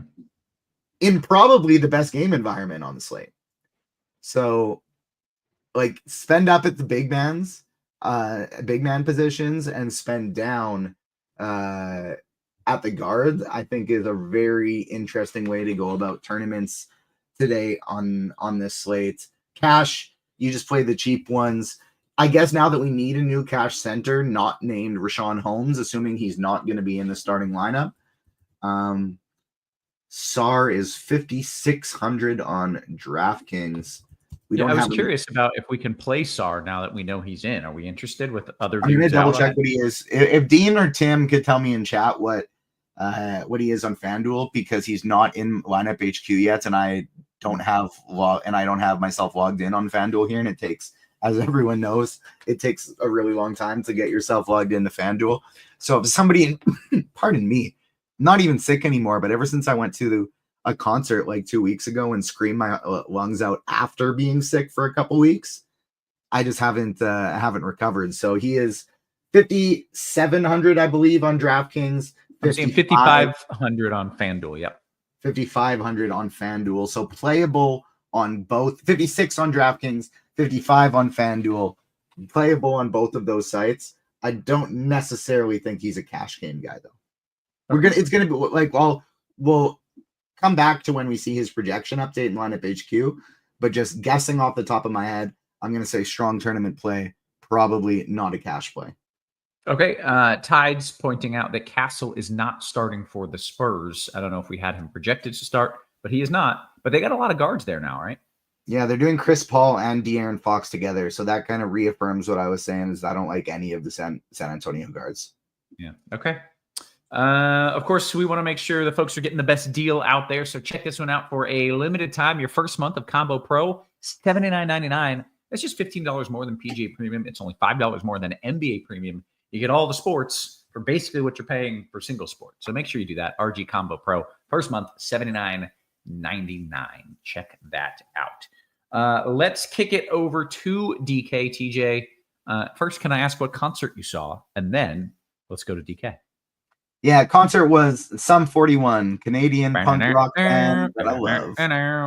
Right? Yep. Is that them? Yeah. Nailed it. Big fan. They got stuff. probably like 5 to 10 bangers that made it their way well to American airwaves. So was a lot of 2 or 3. Solid 2. You know, Fat Lip. Fat Lip is the only one that I definitely know. There was another one. Still waiting. Yeah. Okay. Yeah. Okay. Anyways. Yeah, you're right. Okay. All right. That's 3 that I know. Okay. Yeah. All right. Let's go to DK. We start at point guard. TJ, what are we doing over there? And is there fewer games? Is there more games? Is there a difference in the games or no? 2 less games, but it doesn't matter because we don't give a damn about the last 2 games on FanDuel anyway. Yeah. Okay. Easy enough. What do we like on DK? Yeah, like the one thing I'll say for the last game on the last 2 games, you can always play SGA. So you can get a super low Shai Gilgeous-Alexander as a spend up point guard on FanDuel. Totally fine to go there. Devin Booker without Kevin Durant at super low ownership is actually a tournament play I really like because you can also play him at small forward. And so I kind of undersold it a bit because I do really like Devin Booker, but outside of that, nobody I really care about. Malik Monk is fine. That's about it. Okay. I kind of missed it. I'm sorry. I was reading chat. It was Levert, I assume, was one of the first people you mentioned. No, sorry. I was still talking about the differences between the FanDuel slate, the last couple games over there. But J3 gets it. The people love Sum 41. Mr. Irrelevant knows, yes, that was their final tour. So it was a lot of fun getting to see them one last time before they called it a quits as a band, which they have officially done now. But going over to DraftKings, I thought he was saying it was your final show. I was very confused by that comment. So I'm glad to hear it is not your final show. It was theirs. It was theirs. It was like one of their last few that I saw, but it was like the final tour overall. for the band. Yeah. Very good. Good job. Okay. Point guard on DK. What do we like? Yeah, so hold on. I'm just trying to see a couple adjustments here. We do have a projection update for. Oh, well, okay. I went to FanDuel. Whew, I got scared. I thought all my settings had changed. We did just get a projections update for Washington with Alexander Sarr projected as in. And so definitely not a cash game for Rashawn Holmes anymore. Maybe somebody you can take a shot on in tournaments, but I would still really worry that his ownership is going to be too high because people aren't going to notice that Alexander Sarr is in. But no more Rashawn Holmes in tournaments. The team as a whole, in cash, the team as a whole still looks really good. Alexander Sarr does not look like a cash game play, but he does look like a tournament play. So that's kind of the Washington roundup with the Sarr news.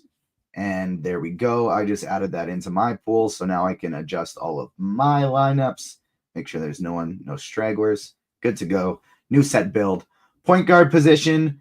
Karis LeVert is the number one cash game option you're putting in here. I'm getting to a decent amount of him in tournaments as well. I'm getting all the way up to 35%, pretty much in line with where he is in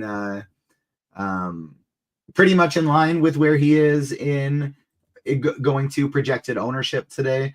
I have Darius Garland and Jamal Murray, two guys I mentioned on DraftKings, on FanDuel, but those are going to be my next two favorites here at the position on DraftKings.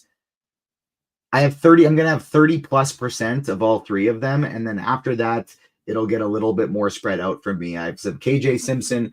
Anthony Edwards actually has point guard eligibility on DraftKings. And so I'm getting to about 20% of him there.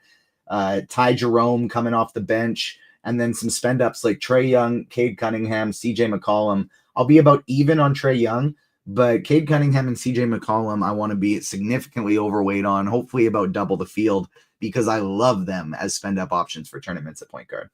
Okay. And did I miss Jacoby? Are you playing him? He is only shooting guard. Oh, he's shooting guard. Okay. I figured since there's only one of me, I'll only just do them one at a time since we're not pressed for time at all. Good choice. Okay, let's go to shooting guard. What do you like there? Shooting guard, Karis LeVert has point guard, shooting guard eligibility. If you want to play him at shooting guard instead, you can go Garland at point guard, LeVert at shooting guards.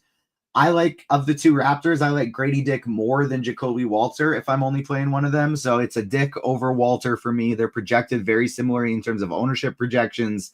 If you super need to save the salary, yes, you can just go to Walter instead in a cash game setting. But especially in tournaments, I would much rather go to Grady Dick. I'm going to be underweight to Jacoby Walter in large field tournaments today. The Raptors still have a lot of bodies they can go to, even though they've ruled out their top three or three of their top four players. Anthony Edwards, love a lot. Jamal Murray, we've already talked about, love him a lot. Trey Murphy is one of my favorite tournament mid-range-ish spend-ups on the slate. And then I'm getting some Bilal Coulibaly as well. Kobe White is no longer listed as a point guard on DraftKings. He's shooting guard, small forward. I'm going to be way overweight on him with the Bulls down a bunch of guys. I really like getting to some Kobe Whites in tournaments. And then everybody else is just random cheap shots. Zaire Williams, Keon Johnson, Kobe Carrington, Carlton Carrington, and Corey Kispert, guys like that. Okay, I will have you know you have just made a fan of Showboat King of Sum 41. He says, I just played a little Sum 41. They sound pretty good to me. I like this music, and I'm 60 years old. So Sum 41 still got it. Multi-generation. I mean, that makes sense because like the bands that you grew up really liking were there probably inspirations for it because these guys are pushing 50 years old now as well. So makes sense. It would be similar. Yeah, listen to Fat Lip. It's a good song. Okay. Okay. One thing I really like, just we have the time, so I'll go into it more. But yeah, sure. I remember very specifically when I was a little kid, Sum 41 came to Saskatoon, and my sister, who's 8 years older than me, went to Dustin was at the Sum 41 show in Saskatoon. What? Dustin from Saskatchewan. What's up, Dustin? That's dope.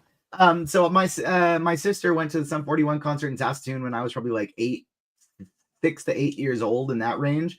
And that's when I heard their music for the first time, and I thought they were really good. And so I became a fan, and now I've seen them my first time seeing them was the same day as my first date with my now wife.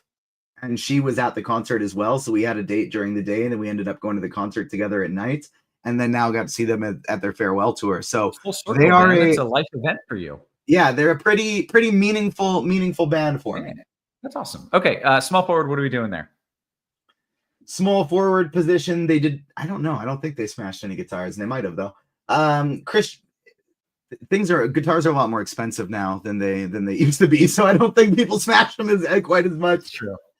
Christian Brown, cash game, small forward potential option here. If you're choosing between him and MPJ, I would rather save the salary for Christian Brown. I think that will be a very, very common question, or at least this dilemma people have is, do I go Jacoby Walter and MPJ or Grady Dick and Christian Brown?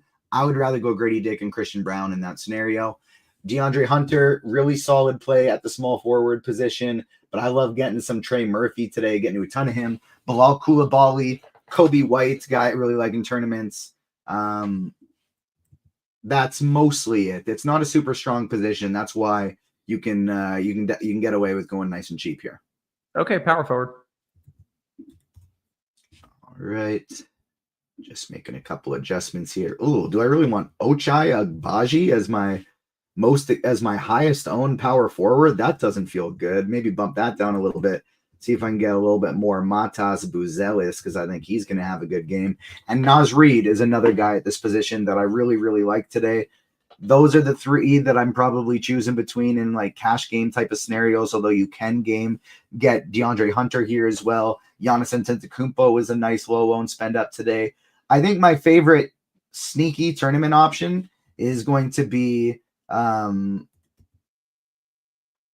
it's going to be Zion Williamson here. We're projecting him for about 11% ownership. I think it could even come in a little bit lower than that. I really like Zion for tournaments. Okay, good stuff. Kind of looking through. You mentioned on FanDuel you're going to be lower owned on MPJ. Is that correct? Because yes. It looks like he's coming in at DraftKings. I'll be under the field as well. I'll be about 15%. Yeah. All right. Good stuff. Take me to the center, where you will give me at least two centers because you're playing two centers in every one of your lineups. So Kelly Olynyk, mega chalk Kelly Olynyk today. We're projecting 40%, but now that Richaun Holmes no longer projected to be in the starting lineup, I don't know if we got that ownership update yet, but if we have, I'm willing to bet, 51% for Kelly Olynyk. It's gone up much, much higher.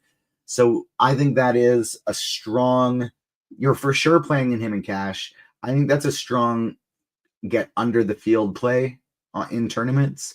And so I'm going to be overweight on Victor Wembanyama. I'm going to be overweight on Nikola Jokic. And then I'll mix in some other sneaky plays today, like Ketel Ware that Tim talked about in the show before this. Love getting to him in tournaments. I think that is an awesome play. A bunch of cheap guys I think you can take random shots on would be like, as a pivot off of Olynyk, if you want to try the straight line, would be Zeke Naji if Aaron Gordon is out. Quentin Post for the Warriors, as long as he's in the starting lineup. Karlo Matkovic, maybe Vukcevic for Washington, but with Sarin, I don't think you want to take that shot. Lots of potential cheap options you can go to here as well. But I want to get up to Victor Wembanyama and Nikola Jokic as much as I possibly can. And I'm going to get underweight to Kelly Olynyk in order to do it. TJ, who's your favorite spend up on the slate? Jokic. Okay. Like, you don't seem super jazzed to play any of them, if I'm being honest. It doesn't seem like there's one guy here. Like, Jokic is my favorite overall. Cade Cunningham is my favorite to get different. Okay. All right. Well said. Let's see. We want to get some QQs. We've got 12 minutes until lock. We will take questions until they run dry. If you run out of questions, we'll just end the show a little bit early. I don't want to do that, but that could certainly happen. Also, want to make sure that you are getting access to some of the most advanced NBA data in the market. Shot quality projections for Lineup HQ. You get 1 month of access for $40 or yearly for $200. And if you just want to give it a test run, a 3-day pass is $9.99, which seems way too cheap for almost anything these days. So make sure you are checking that out. Well, let's see what we've got starting in the old Discord. It's where the cool kids hang out. We want Dean, says QQ for TJ. Well, thank you for specifying. So I don't think I was going to answer it anyways. DK single entry in cash is having Corpusalo. This is hockey. Why are we hockeying? I don't know. I can't ask that to Tim in the NHL Discord, J3. I got no idea.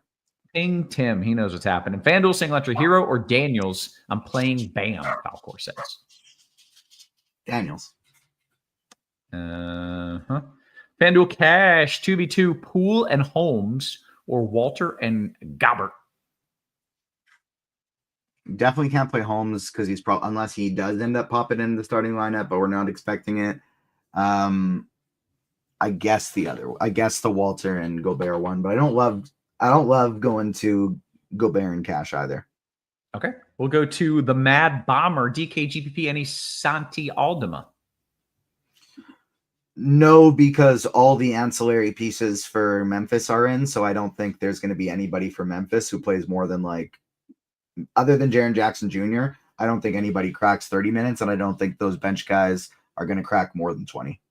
Okay. Let's see. FanDuel single entry, TJ. Koulibaly or LeVert. He notes that he is playing Poole. You like both of those plays. Koulibaly or LeVert straight up. LeVert's much cheaper unless that's a FanDuel thing. He didn't say straight up. He just said Koulibaly. I have more LeVert, but I like Koulibaly a lot in tournaments. Okay. Let's see. DKGVP, how much Oubre do you have? You got a little Oubre? 0%. Okay. TJ Tyler says, can you give me a DK core recap? Like if you're starting off your DK build, what are the 2, 3, maybe 4 pieces that you're starting with? From a cash perspective, it would be Kelly Olynyk, Karis LeVert, Darius Garland, Grady Dick would be the first 4 I would be putting into my lineup. Does Buzelis, is he borderline there in that core or not? He's not to that level. Close. Not to that level, but close. Okay. I ask because Hammer says, is this too bad of a matchup for Buzelis? Do we care about the matchup for a dude who's 4K and getting 30 minutes? Does it matter? You don't care? Not really. Yeah, no, I don't really care about the matchup in that case either. Yeah, he's a big steals blocks guy, so we're not really worried about it either. And like you said, he's just going to play minutes. Yeah. Let's see. Scrolling back up, Hammer says, smash the likes for Tiny Hands Nation. Hit that like button for us. See what else we got here. Eric says, hey, what about the Offspring? TJ, they are tremendous. The band Offspring. You a fan? They're not Canadian, but maybe they are actually. I don't know. More bands than you think end up being Canadian that people don't realize. But another fun fact about Sum 41. Please. The song Skater Boy by Avril Lavigne. I'm sure most of us are aware of that song. The Skater Boy is the lead singer of Sum 41. So I just put that together today. I just figured that out. But I had no idea they had so much pop culture pull there. But yeah, I don't mind the Offspring. They got a lot of hits. They're from California. I just looked it up. They got a whole lot of hits. I don't know haven't just that was before your time. I haven't listened to an Offspring album start to finish before, but I'm aware of all their most famous songs. Yeah, it was before your time. That was more my generation of punk rock. Mm-hmm. Let's see here. Jamie in the chat says Gobert and Giddey or Porter Jr. and Murray. Porter Jr. and Murray. Paul says, TJ, what's your favorite team to stack in a big GPP on DK? Probably Denver. Okay. Dalen Terry is scratched. Do we care about that? No, but it does make Buzelis better. Okay. Donnie, DK single entry, TJ, Kobe White or Poole? I actually like Poole. I mean, the answer is Poole is more likely to get there, but at really low ownership, I actually like Kobe White better, I think. Okay. We'll go to H-Dog's question. LeVert and Beal or Poole and LeVert? So Poole or Beal. Pool. essentially. What was it? I missed it. Pool. Okay, very good.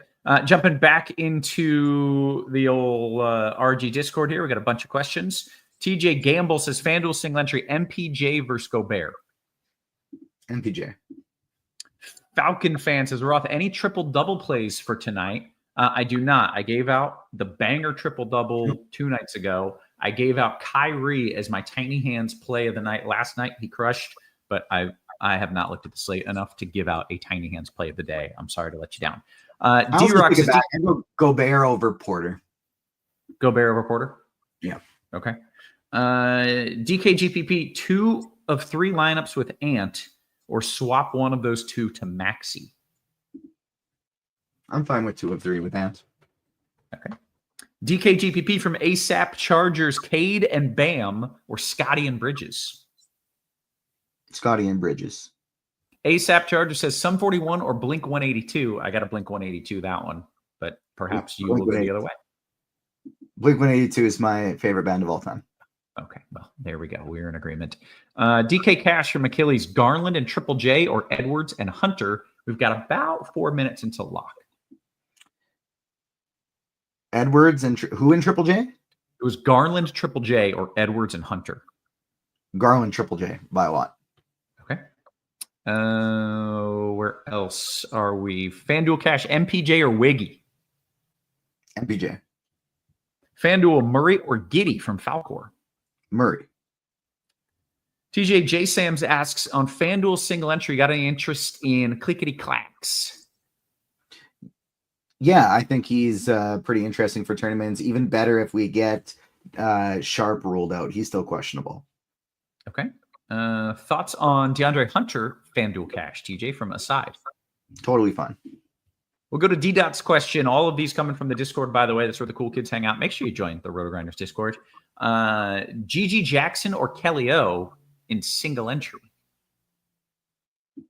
Still Kelly O, I think. Yeah. I was eyeing GG Jackson until Smart and Vince Williams and all those guys for Memphis got ruled in. Okay. Getting some band recommendations here. Dean says Arcade Fire is the best Canadian band ever, for what it's worth. Are you familiar with them, TJ? I am familiar with Arcade Fire, but that is also absurd. Okay. Okay. I don't know them, so I'll have to check it out. Whereas Blink 182 says check out Phoenix TX if you like Sum 41. Notes that they're from Houston, where I currently reside. I will check them out as well. Thank you. TJ, how much weight would you put into DVA FanDuel points per game in lineup HQ? Is that something you look at? DVA FanDuel points per game. That's defense versus archetype or something, right? Is that what that is? I don't think that exists in lineup HQ though. Oh yes. If I'm being perfectly honest with you, I have never looked at that before. I didn't know there was a defensive versus archetype rating in lineup HQ. That's actually really cool. As terms of like who has the best matchup versus their for their position, that's pretty cool. I did not notice that was in lineup HQ before today. Okay, very good. DK Cash 2v2 TJ. We've got 2-3 minutes here until lock. Barnes, Buzelis, or Triple J Braun? Triple J Brown. FanDuel Cash, it's a 3v3 from Aside. Daniels, MPJ, and Gobert, or Pool Party, Levert, and Triple J? Second one.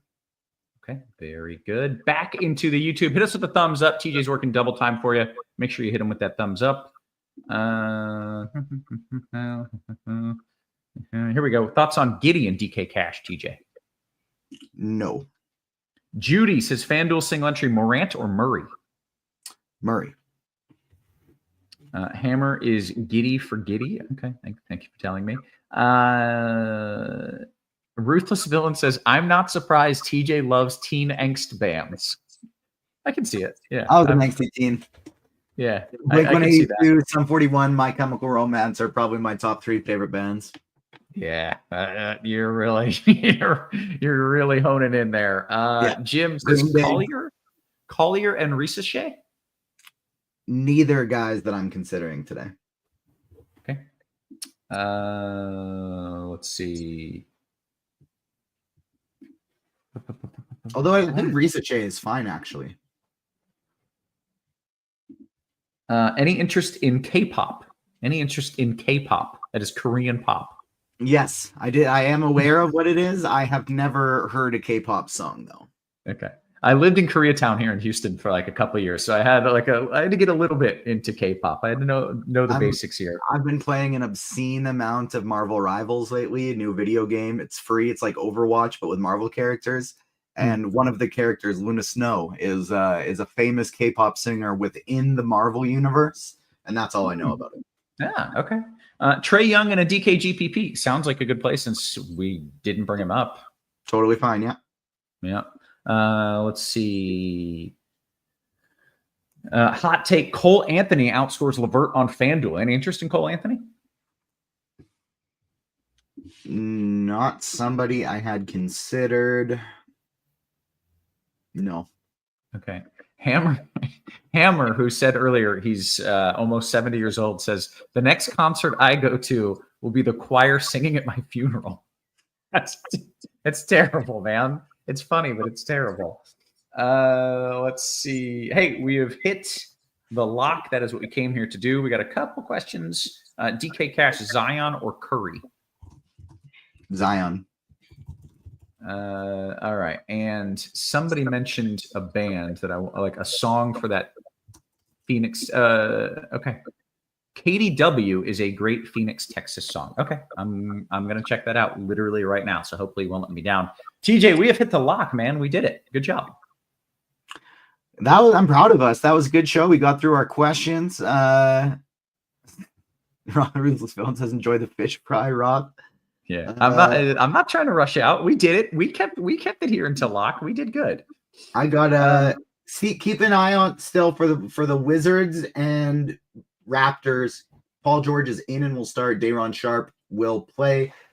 Keep an eye on the starting lineups for the Wizards and the Raptors, because if Kelly Olynyk is not in the starting lineup, yes, I still think he's fine for cash. He's going to be super highly owned there anyways, but for tournaments, definitely look to get off of him if he is not starting. We could easily see Mogbo starting or Orlando Robinson starting, something like that. Dean says we need to talk more about Canadian bands, maybe for another day. I got another show starting in 1 hour. Let's talk about the new Spider-Man TV show. So I got to get out of here too. Okay. Well, then we're going to bounce on out of here. For TJ, for our wonderful production crew, always working hard behind the scenes. Guys, we appreciate you. We love you. And we will catch you tomorrow. You have been